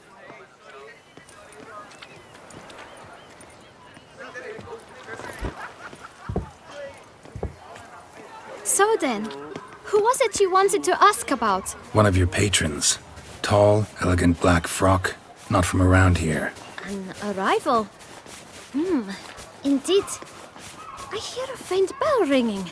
A modest sum might make it sing out loud and clear. How much? Let's say 500 crowns. What? Gotta be kidding me. What would you even do with that kind of coin? Expand my venture. I'm sure you can imagine. Have a proper stand with a big sign. I want a new box too. New polishes, new brushes. And if I've enough coin left, I'll buy a share in a launderer's. Get wastewater for free. Got it all planned out. I should think so. Capital is all I require. Guess I can agree to that. 1,000 thanks. I shan't forget it. Now to the matter at hand. I know the fellow you seek, though I don't know his name. A steady patron. Gets his boots cleaned every few days. He's very good to me. Always pays me a premium. Know where I might find him? No, but you could wait here. Perhaps he'll stop by. Don't have the time for that. Sure you don't know where to find him? Or maybe notice which direction he came from? When I clean boots, sir, I do not look up to see where folk come from. I clean. It seems you're having a rough go of it. Oh, you're here. Feeling better? I am, thank you. The local necropolis. The air does wonders for me. Now, if I might intercede, I dare say I've the right question to ask. Young man, do you see this vial? 1 drop added to your boot polish will help you wipe even the most encrusted boot clean as the dome of St. Lebioda's cathedral. With it, you will serve 3 times as many patrons at a fraction of the effort, and piles more coin. I'm prepared to give you this vial if you tell me where the man we seek lives. But you won't hurt him, will you? The gentleman's odd, true, but he's kind. In point of fact, he's a friend. Yet we had a falling out of sorts and would like to straighten matters out. I leave his boots at the door of a house near the port. The door is red, but I do not know if the gentleman lives there. Worth checking. Might happen on a lead. Would you let me scrape the dirt off your kickers before you go? With all due respect, sirs, your boots could stand a cleaning. Thank you. Perhaps later.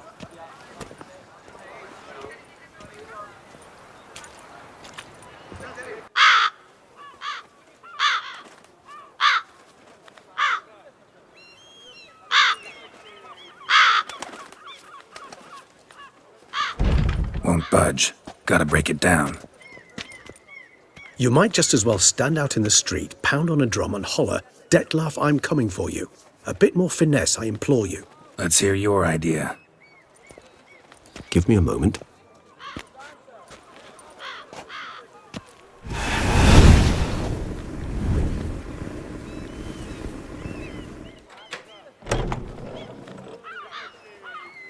Nice. Ever consider becoming a burglar? Skill like that'd come in awful handy. I considered it briefly, but ultimately concluded it would be terribly dull. Come.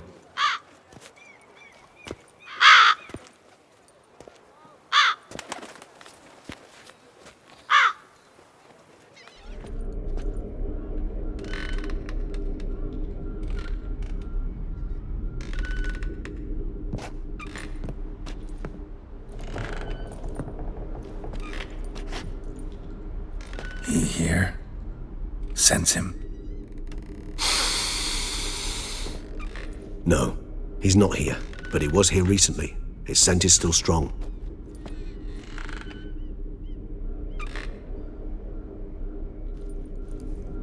Let's look around.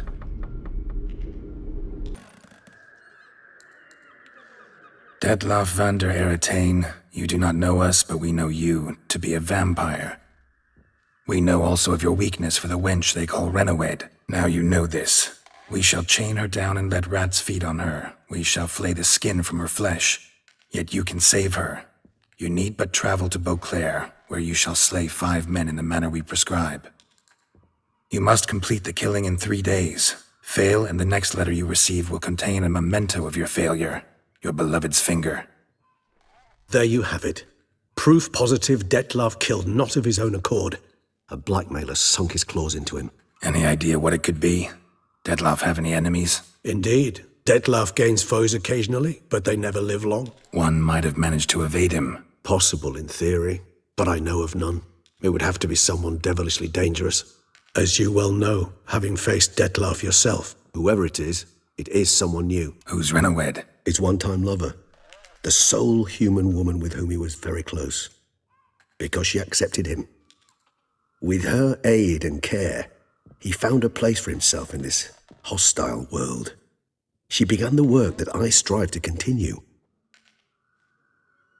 Ever meet her? Never had the pleasure, alas. She deserted him a time before he came around to save me, though he always claimed she'd gone missing. Why do you think that? Any signs or clues to that effect? None to be found. Apparently she disappeared one day. Her belongings disappeared with her. Not a scenario one associates with kidnapping. In my humble opinion, she left on her own. Scared off, perhaps, by a bout of Detlef's rage that revealed his other, more monstrous side. Detlef have trouble letting go, accepting that she'd left him? Is that so hard to believe?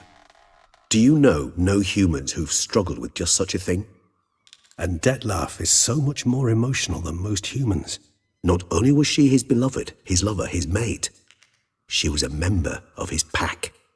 And one never leaves one's pack voluntarily. Detlef ever try to find her? I mean, if she was that important. Higher vampires have their ways, all kinds. Should have been easy as pie for him. Geralt, as you rightly noted, we are vampires, not miracle workers. He searched for months on end before giving up. Clearly Renoed knew him all too well. Enough to cover her tracks, leave no way for him to find her. Even if Renoed did abandon him that time, looks like someone's actually kidnapped her this time. Hard to argue with that. And hard to foresee what he's prepared to do to free her, get her back. He's prepared to kill, that's clear. As would you be for Yennefer. He kills for he cares for her deeply. And that blood, those individuals, they mean nothing to him. Yeah, I get it now. He's out to rescue a female from his pack. Exactly. Right, so someone's blackmailing him. We know that. Still have no idea who. Need to look around some more. Look, slips of paper, name on each. Count Crespi, Count Dulac, Milton de Peyrac-Peyrin, Count Delacroix. Detlef's victims, one and all. But that's not his hand. Must have come from whoever wrote the letter. All of it written using the same ink.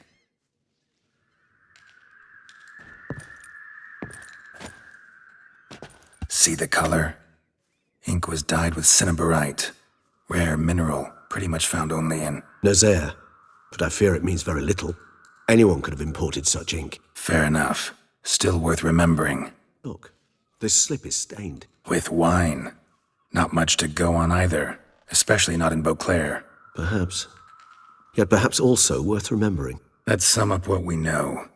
Seems Detlef's being blackmailed. Someone's been feeding him his victims' names. All noted down using one and the same Nazaire ink, and not in his handwriting. Not much. But enough to ascertain Detlef's innocence, clearly. Actually, it is.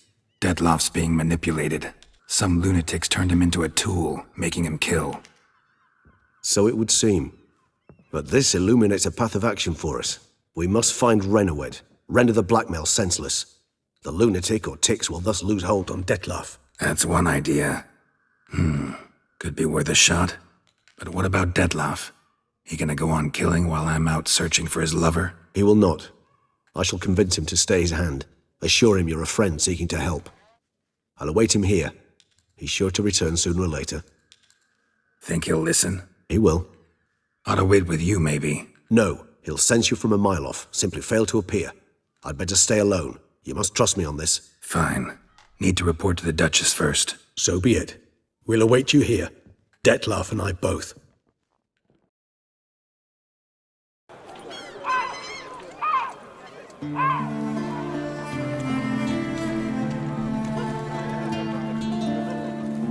Range of goods around.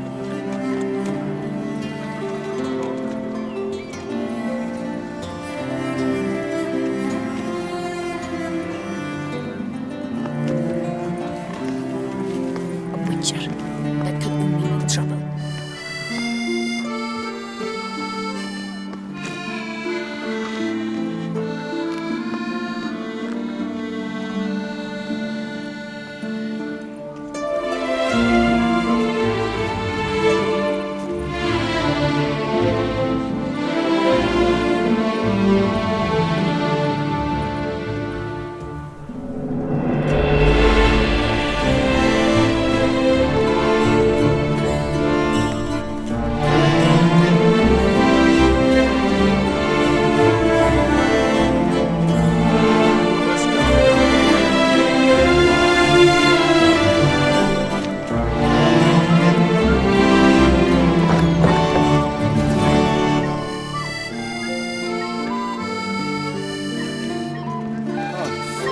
burst from the surfeit of beauty.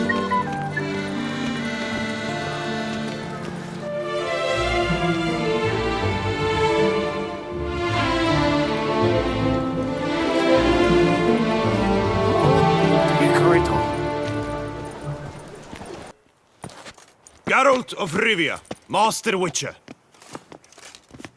I was not mistaken. You arrived and trouble followed soon after.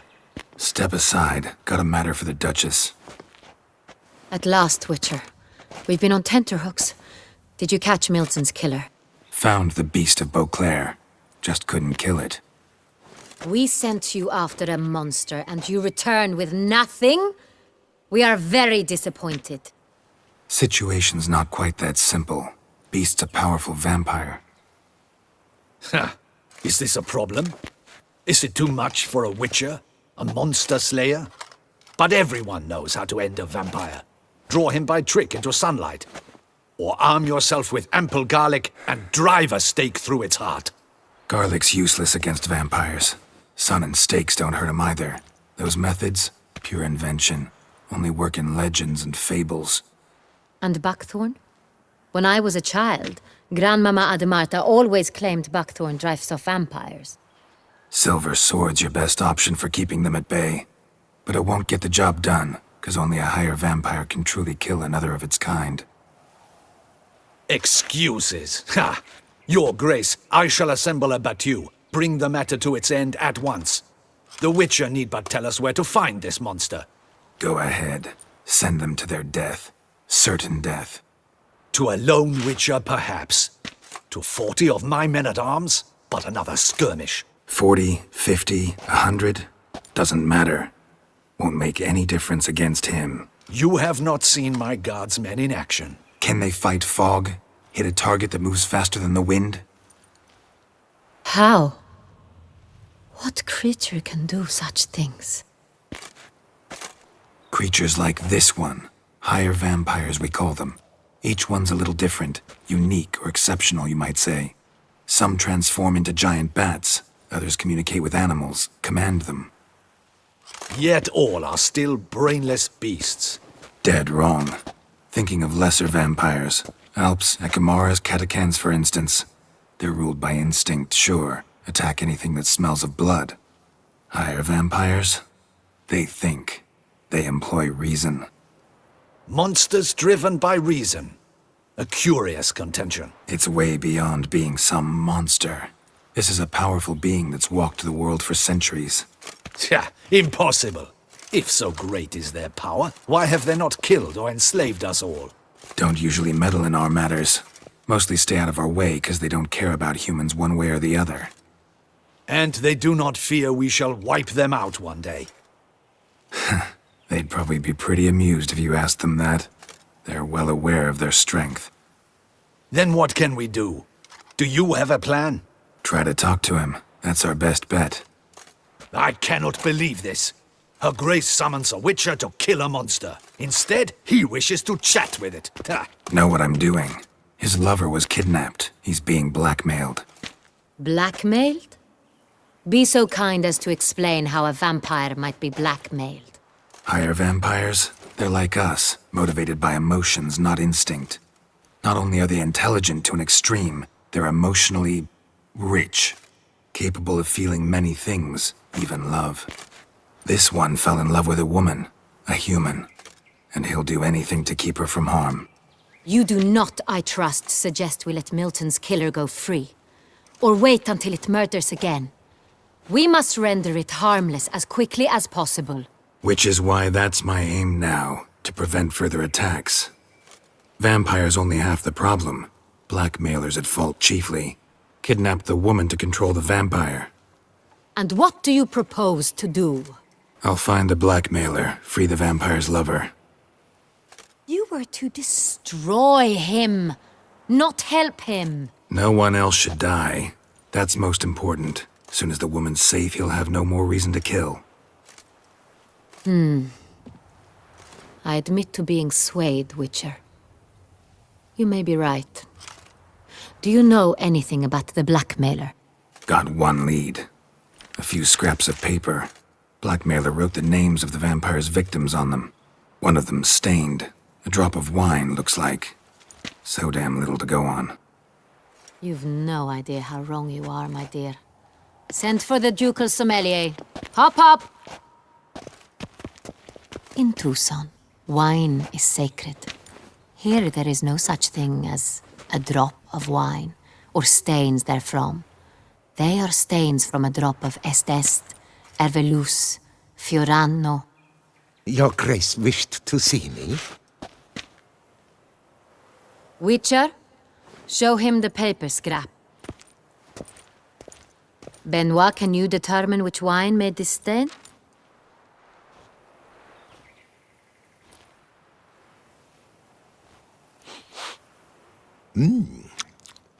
Yes. The west bank of the Saint Tour. That's rather obvious. Aged in barrels of Beauclair oak. Hue, deep burgundy. Clarity, high. It's simple. Saint Real, the 1269 vintage. That's impossible.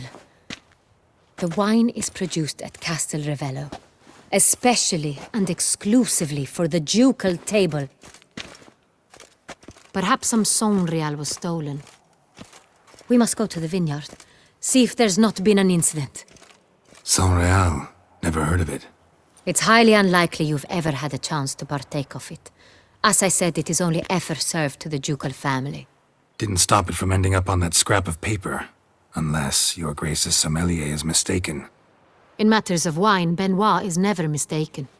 If he says it's Saint Real, it is Saint Real. We must ride to Castel Revello at once. Discover what has happened. Wait. Your Grace wants to go with me? Out of the question.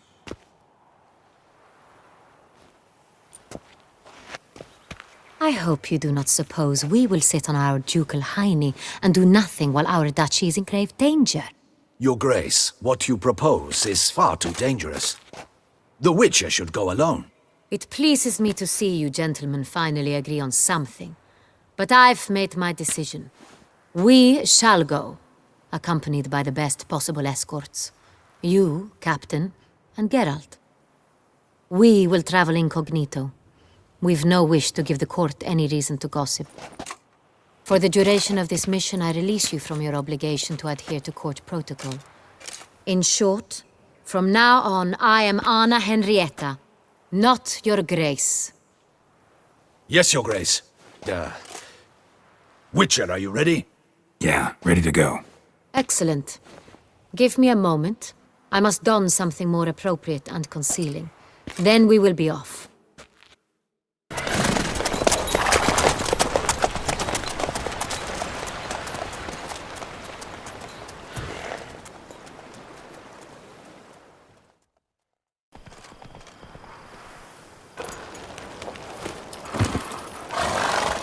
Captain de la Tour, we did not expect any visitors from the palace. How are affairs at court? Doubtless you've heard of the Beast of Beauclair. Well, we've our hands full. Especially since the rogue last attacked in the palace gardens. I trust Her Illustrious Highness was not harmed? Kind of you to ask, Master Fabricio. I am well. Your Grace? We were not warned. I shall order the salon prepared at once. That won't be necessary. As you can see, we are not here on an official visit. Naturally. Might I ask then what has brought you to Castel Revello? Came to see you.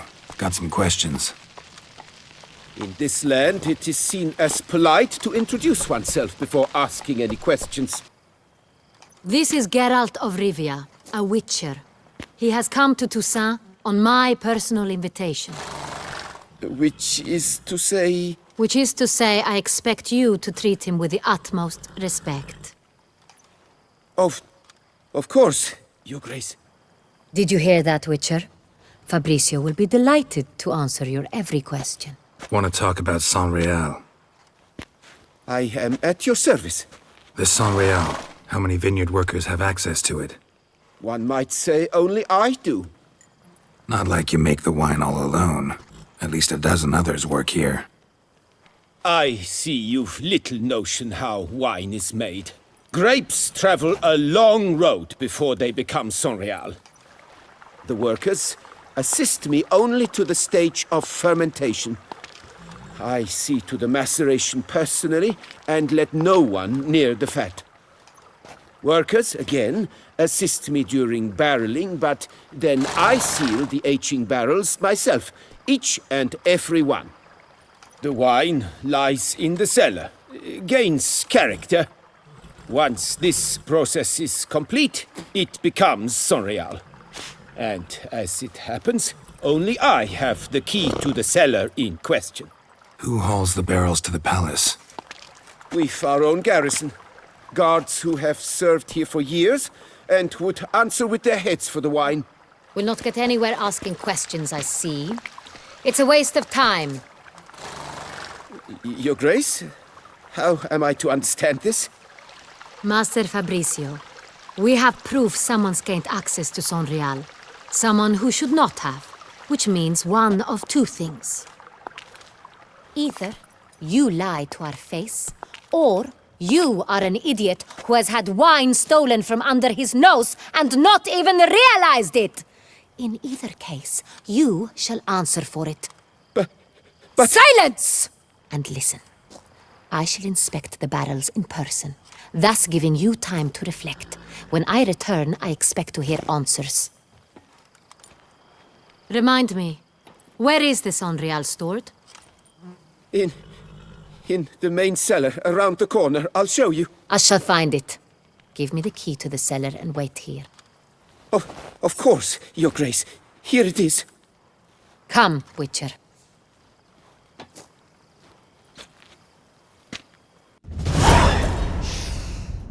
Revolting, bitter plonk. Could have gone sour while aging. Impossible. This is not wine. This is contaminated refuse that should never have made it into a barrel. The fact that it did was no accident, I'm sure. Master Fabricio, let's see what he has to say about it. Master Fabricio, I am very disappointed. But, Your Grace, You are a step away from losing your head. Speak the truth and you might yet keep it.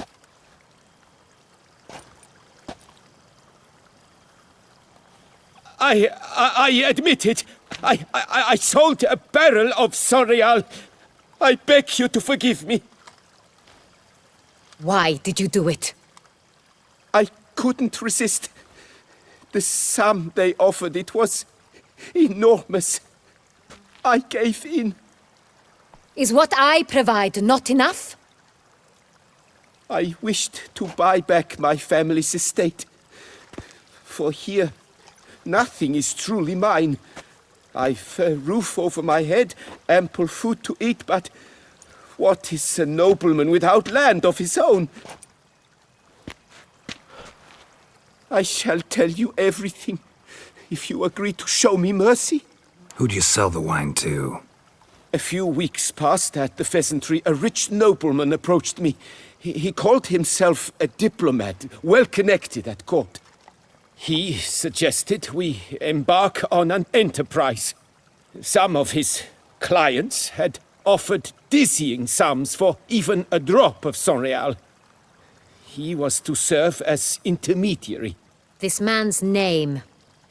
He never revealed it. He was tall, black-haired, and spoke with a foreign lilt. He claimed to hail from Sintra. I've no Sintrian aristocrat at court. Wine itself.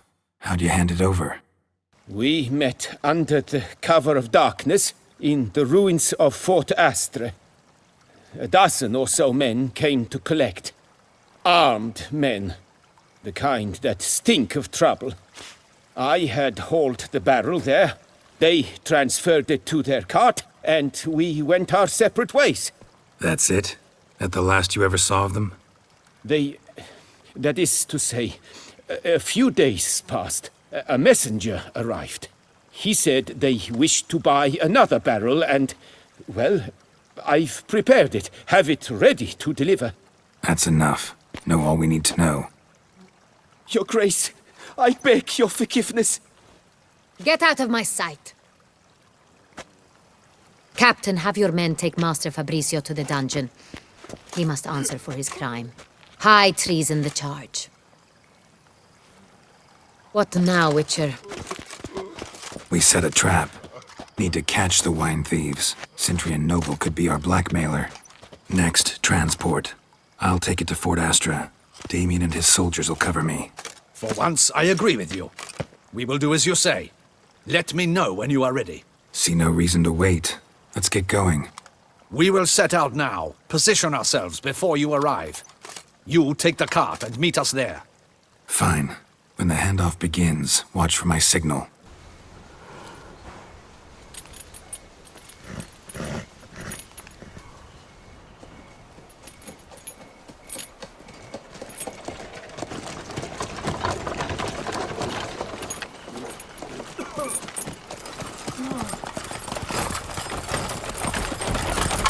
Ah, our favorite vintner.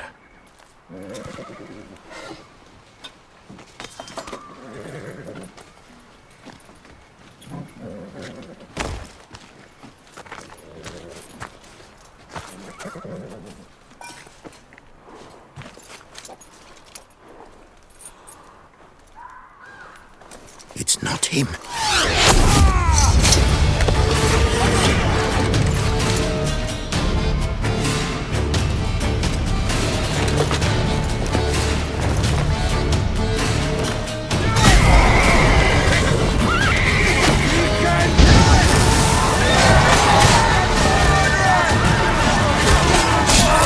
That's enough of that.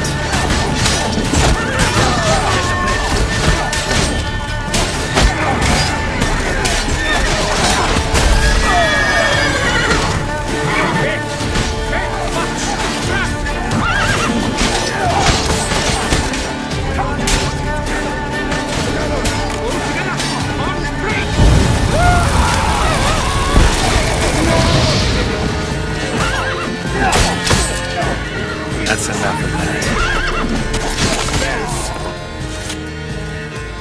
Is it just me, or did we agree you'd wait for my signal? That was the plan, but... Great shot. Good thing you reacted. Can't say how that would have ended otherwise. At your service. It was a good fight. We managed to capture one of the scoundrels. Let's ask him a few questions. Come on. Witcher, a moment. I was wrong about you. Well, had no reason to trust me, and I didn't do much to change that. True. You are not the most endearing of men. At any rate, I see the effort you put forth. And I appreciate it. Let us go to her grace. She awaits nearby. Not at all surprised. Expected she'd want to oversee this personally. The master's eye fattens the calf. You're beginning to understand that, I see. This prisoner of yours, bring him to me. We must ask him some questions.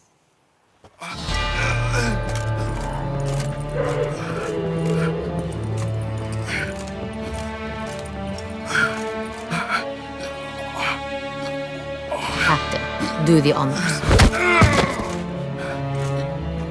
Who sent you? His name is Dog. They say he plowed your mother. Once again, who sent you? Your nun's lover. They call him. Wait. He doesn't wish to speak.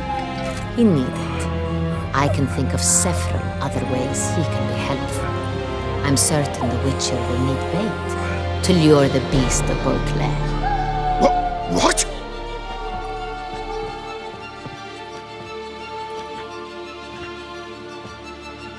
Usually only take measures like that as a last resort, but in this case, think I can make an exception.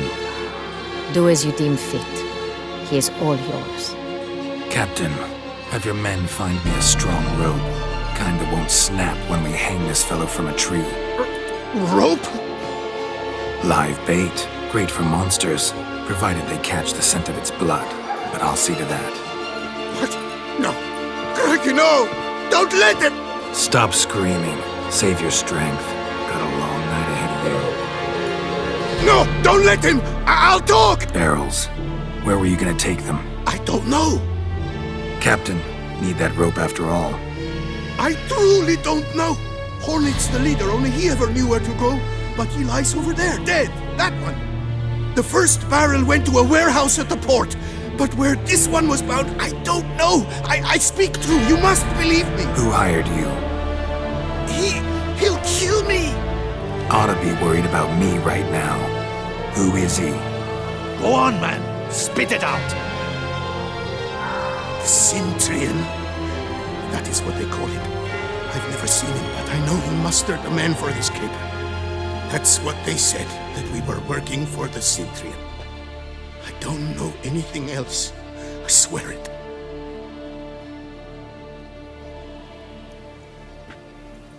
Take him away. Throw him in the dungeon. He shall await trial there.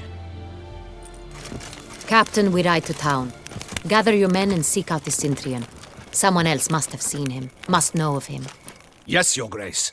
I'll report to the palace as soon as I learn anything. I shan't return to the palace. Our mission has not yet ended. The Witcher and I will await you at the guard post near the port. Let's go to town.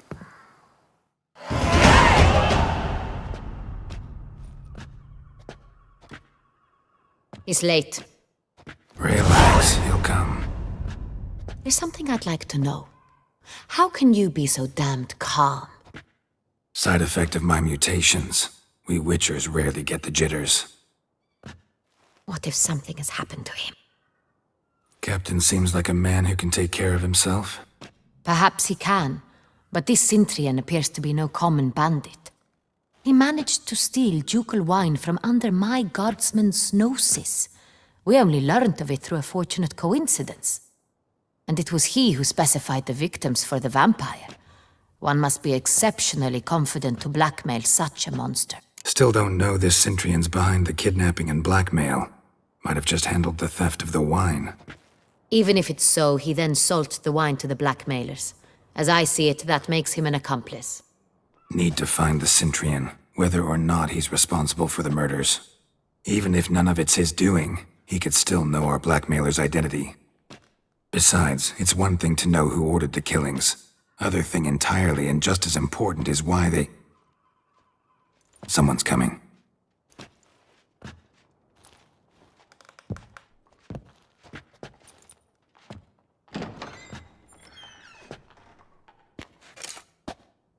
Captain, why so long?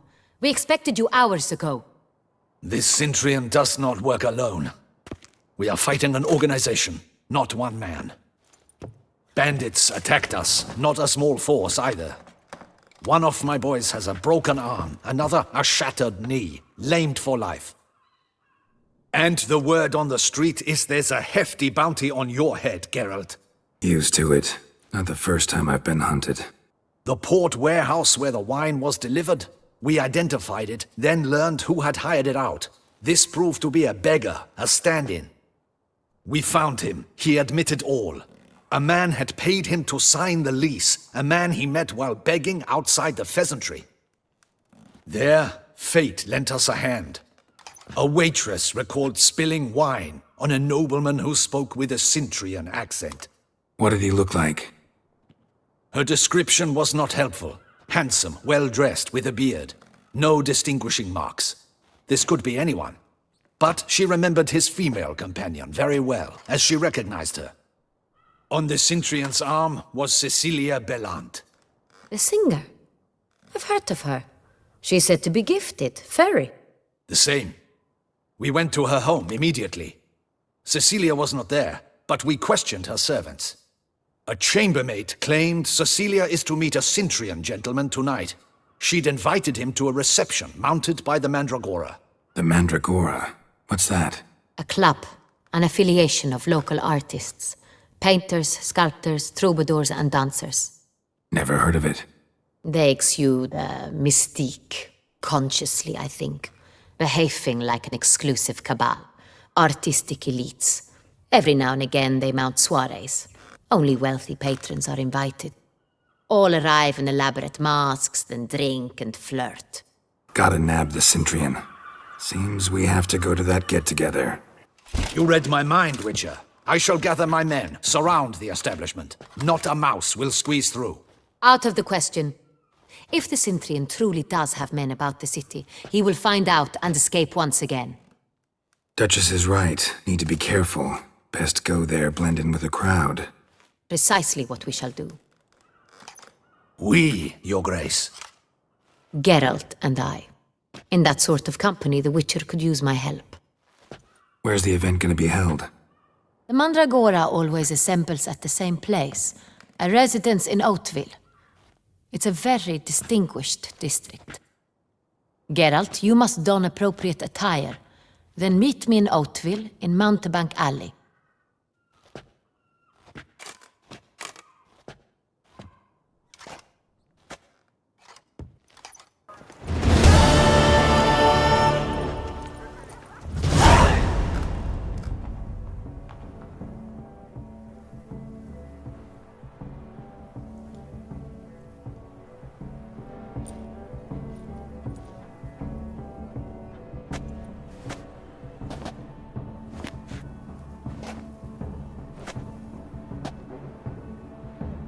Well, well. A witcher in a robe. I last saw attire like this years ago, in Redania. Inappropriate for this evening? Not a good fit? It's a wonderful fit, but you're sure to stand out. No one wears such things around here. Not all bad. Nothing like a budding artist, of course, but... just one other detail. Here, put it on. A mask? All who attend the Mandragora soiree wear them. If you have one on, no one asks who you are. Any idea why they wear masks? Likely because they imagine it oh so very romantic and mysterious. The truth is far simpler. This way, no one can tell which drunken aristocrats are pinching the performers. Let's go. Soiree's started. Mm-hmm. Wise of you to hide your weapons. They'd not have let us in otherwise, that's certain.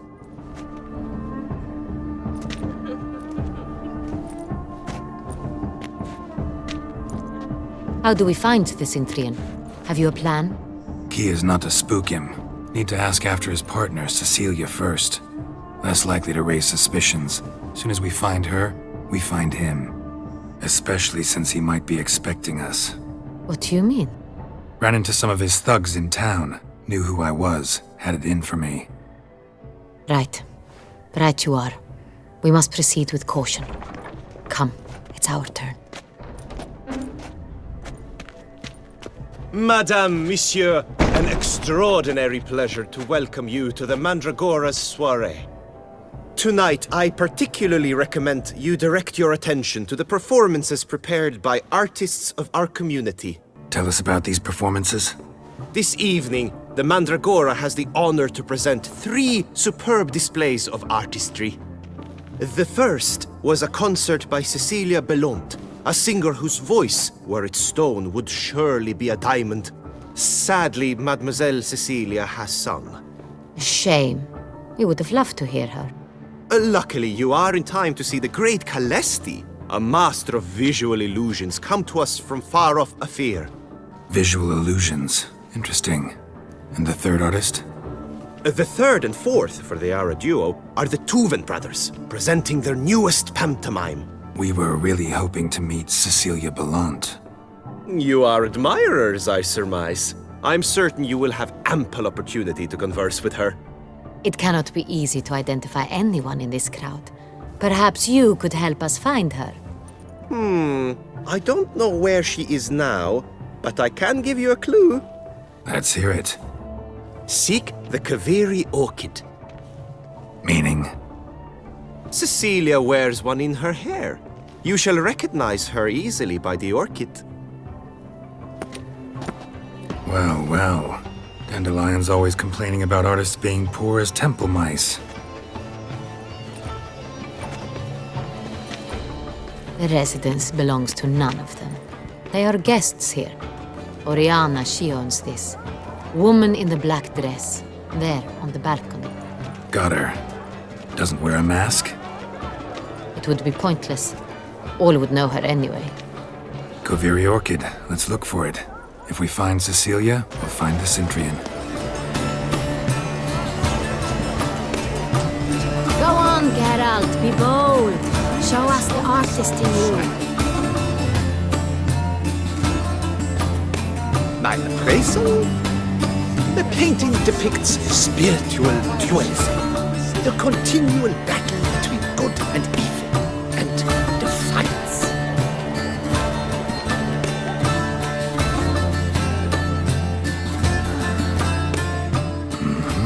It's the right flower. Cintrian noble you came here with. Wanted to ask you about him. Cintrian noble? Ah! You must think I'm Cecilia. Really like to talk to him. What did he look like? Like many here. Tall, dark, masked. Know where he might be now? He gave Cecilia a small gift, a heart-shaped box. Then they strolled off together towards the refreshment tables. The heart-shaped box. Cecilia must have left it behind. It looks like it held a flask of perfume. A gift from the Cintrian, I imagine. Scent still hangs in the air. Let's follow it.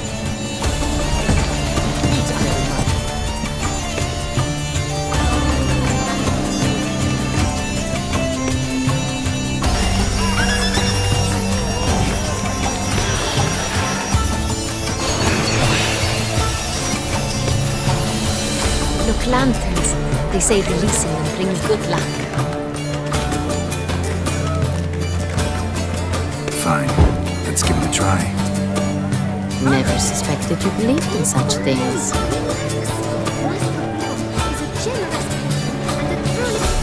Sorry, only artists in the Mandragora allowed. Come, we must consider what to do. I'd recognize that voice anywhere. You must be mistaking me for someone else. I served 15 years in the palace. Your Grace, I'd not mistake you for anyone. Shh! Not so loud. We are here incognito, on state business. Yes, Your Grace. How may I serve? I hope we can count on your discretion. Of course. I shall be silent as the grave. Looking for Cecilia Bellant. Seen her? She's in her dressing room, where she went with a nobleman. They clearly were drawn to each other. What did the man look like? Tall, broad-shouldered, a black beard peeping out from under his mask, and he spoke with a foreign accent, a drawl of sorts. That must be him. We must get to the dressing room, quickly. Yes, Your Grace. I'll take you. No, stay here. Anyone tries to flee, you stop them.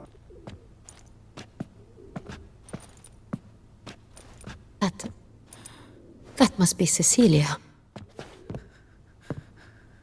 No pulse. We're too late. He slit her throat. The brute. Didn't go out the door. Guard would have noticed. Might still be somewhere here. You must find him before he harms another. I shall alert Oriana. At once. She should bring her soirée to a close. Shouldn't split up. Geralt, I will be fine. Go after that rogue. I shall fetch help.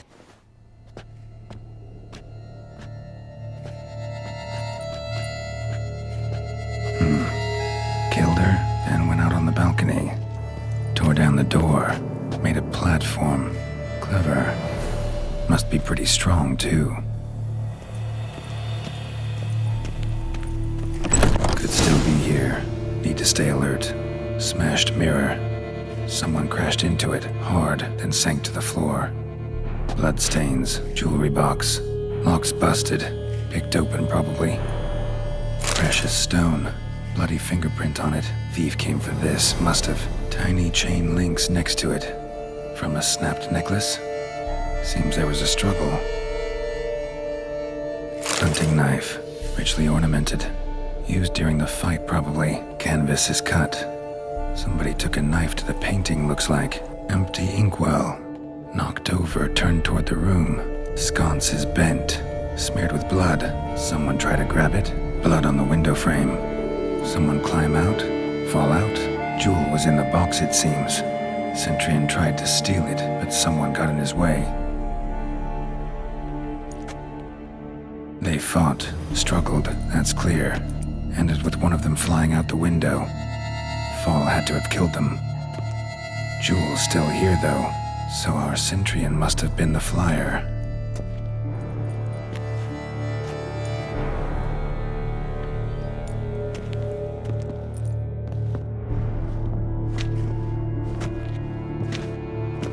So, this is the tracker.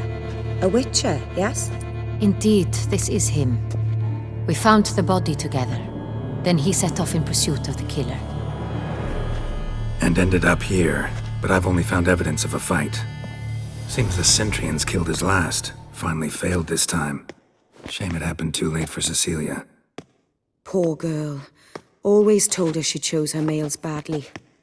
But I would never have suspected she could arrive with a murderer.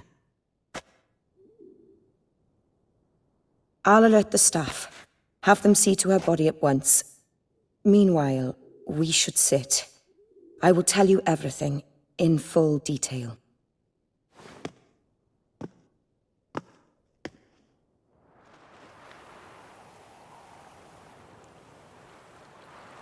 I caught him red-handed, attempting to burgle, rifling through my possessions. What did you do?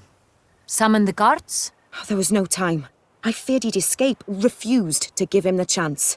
He stood with his back to me, so I attacked. He struck his head on a picture frame as we struggled. He was bleeding, dazed, and then he drew a knife. Everything happened very quickly then. I knocked the weapon out of his hand and pushed him hard. He fell out of the window. Just so. Claim the man was trying to rob you when you walked into the room? Yes. He stood over my dressing table, pouring through my jewelry. Mm-hmm. After this is my guess. Picked it up while searching. Why, that's the heart of Toussaint. Oriana, how did you ever come to have it? I bought it, many years ago, from a young woman. Jewel seems important. Why? The heart is an heirloom. It belonged to my family for years. Then it disappeared. I didn't think we would ever recover it. Seems someone is very determined to find it. The thief left his tool bag behind. Found this drawing inside it. Look.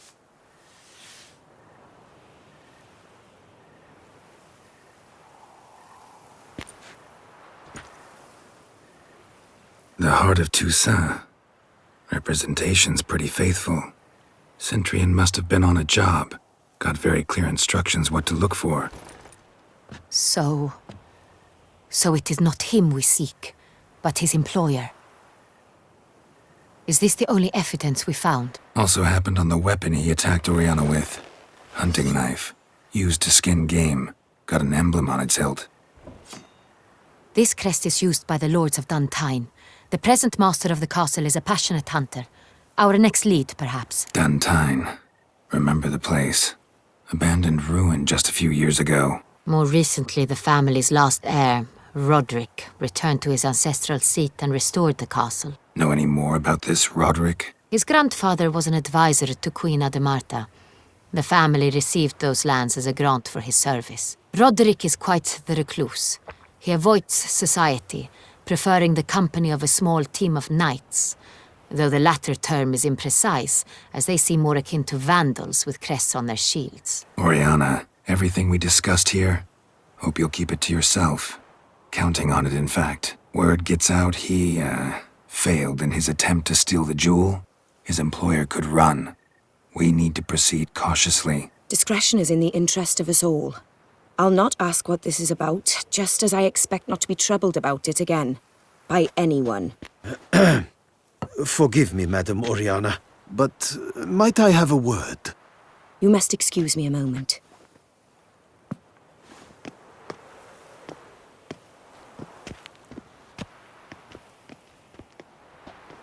Oriana, any thoughts? Few make me feel awkward, but in her presence, I sense anxiety, discomfort. The drawing. It's on the same type of paper the victims' names were written on. Drawn with the same ink, too. Seems the work of our blackmailers. Who were not only behind the beast's murders, but also stole the Son Real and sought to steal the heart of Toussaint. Look, The wine, the jewel, both tied to you intrinsically. Coincidence? Not something I'm willing to believe. Worried about one thing. That somewhere at the end of this scheme, plan might call for an attempt on your life. It could be something else altogether.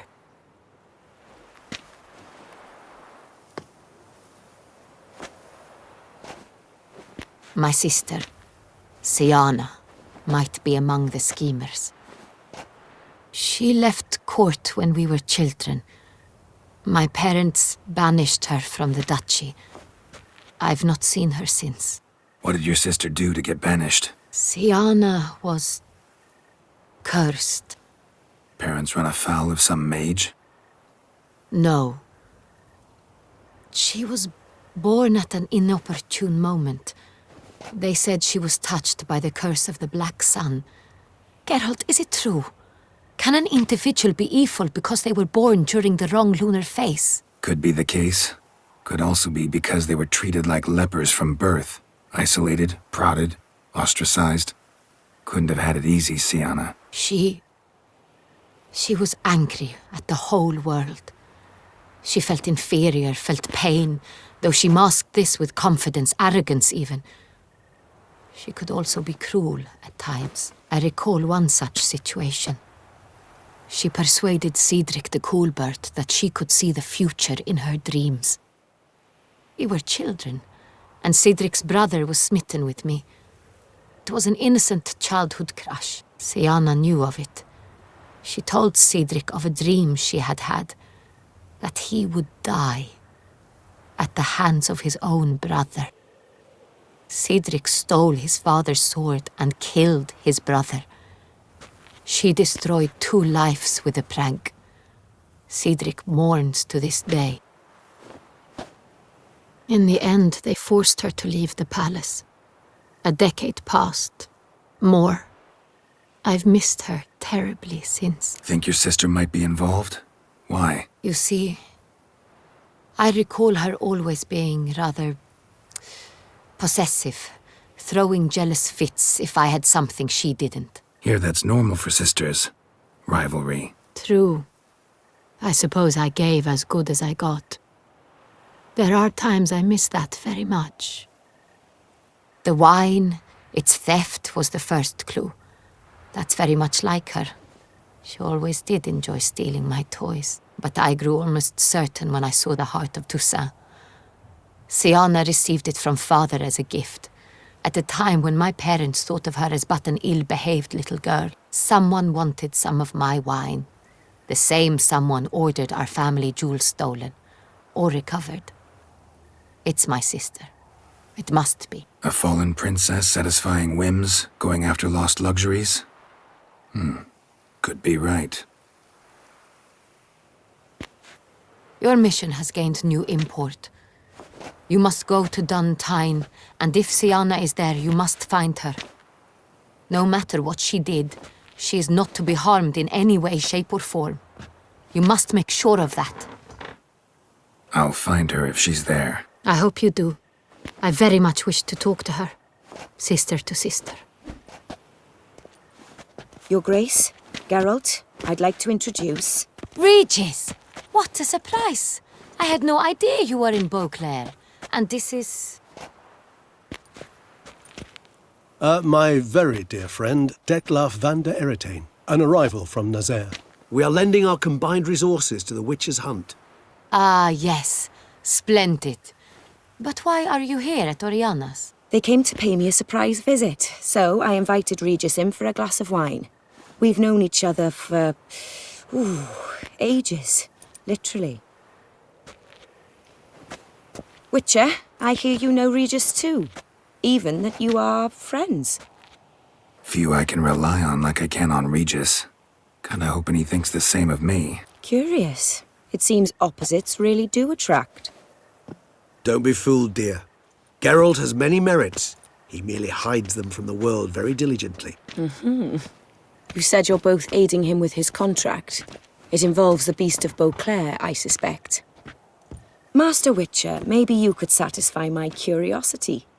What's it like going toe-to-toe with a monster?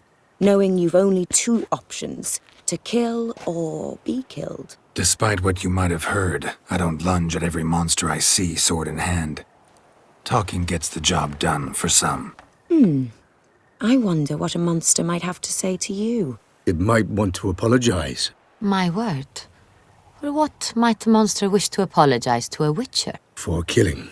Though at times there is no choice, when loved ones are at risk and require protection. Same as humans.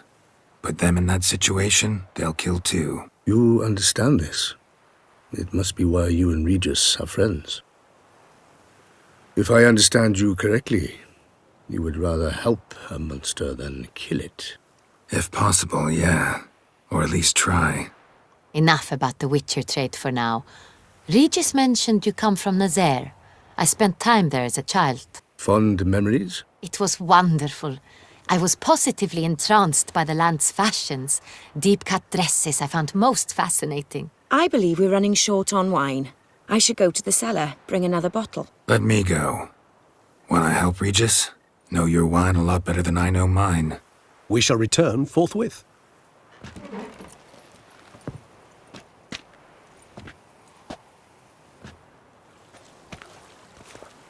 An exceptional conversation, don't you think? Vampires, a witcher, and the Duchess of Toussaint? My. Highly exceptional, Regis. Wanted to talk to you in private. You crazy bringing Detloff here? Geralt, allow me to explain. No, let me explain. He's dangerous, and you were gonna watch him. But that is precisely what I'm doing. Detloff believes you'll succeed in your task, and he'll not need to kill anymore. That is, not until he gets his hands on the men who kidnapped his Renna. Now listen close. Managed to learn where the blackmailers are. They're based at Duntine Castle. That's splendid news. If they are there, Renna must be there as well. Duchess expects we'll find her long-lost sister there, too. Thing is, she might be involved. Could be behind the blackmailing. Do you mean to say your task now is to extract 2 women from the castle? Mean to say we can't breathe a word of this to Detloff, who wants revenge above all else. Geralt, you must trust me. I've got a way with... No, Regis. Can't risk it. Gotta keep Detloff here while I go to Duntine. Alone? Alone. That way I can make sure neither woman will come to any harm. I hope you know what you're doing. Fine. I shall see to Detloff. Good luck, my friend.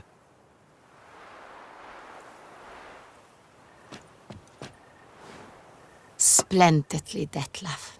Ah, I'm grateful you brought back those memories. You're back. It took you long enough. Contrary to what common folk believe, choosing a wine is not nearly as easy as it might seem. Especially a wine to be served to 2 exquisite ladies. Regis, gallant as ever. I regret all the more that I shan't finish this second bottle with you. Duty calls. Your Grace, always a pleasure. I thank you for your help. It's been invaluable. Geralt, will you see me out?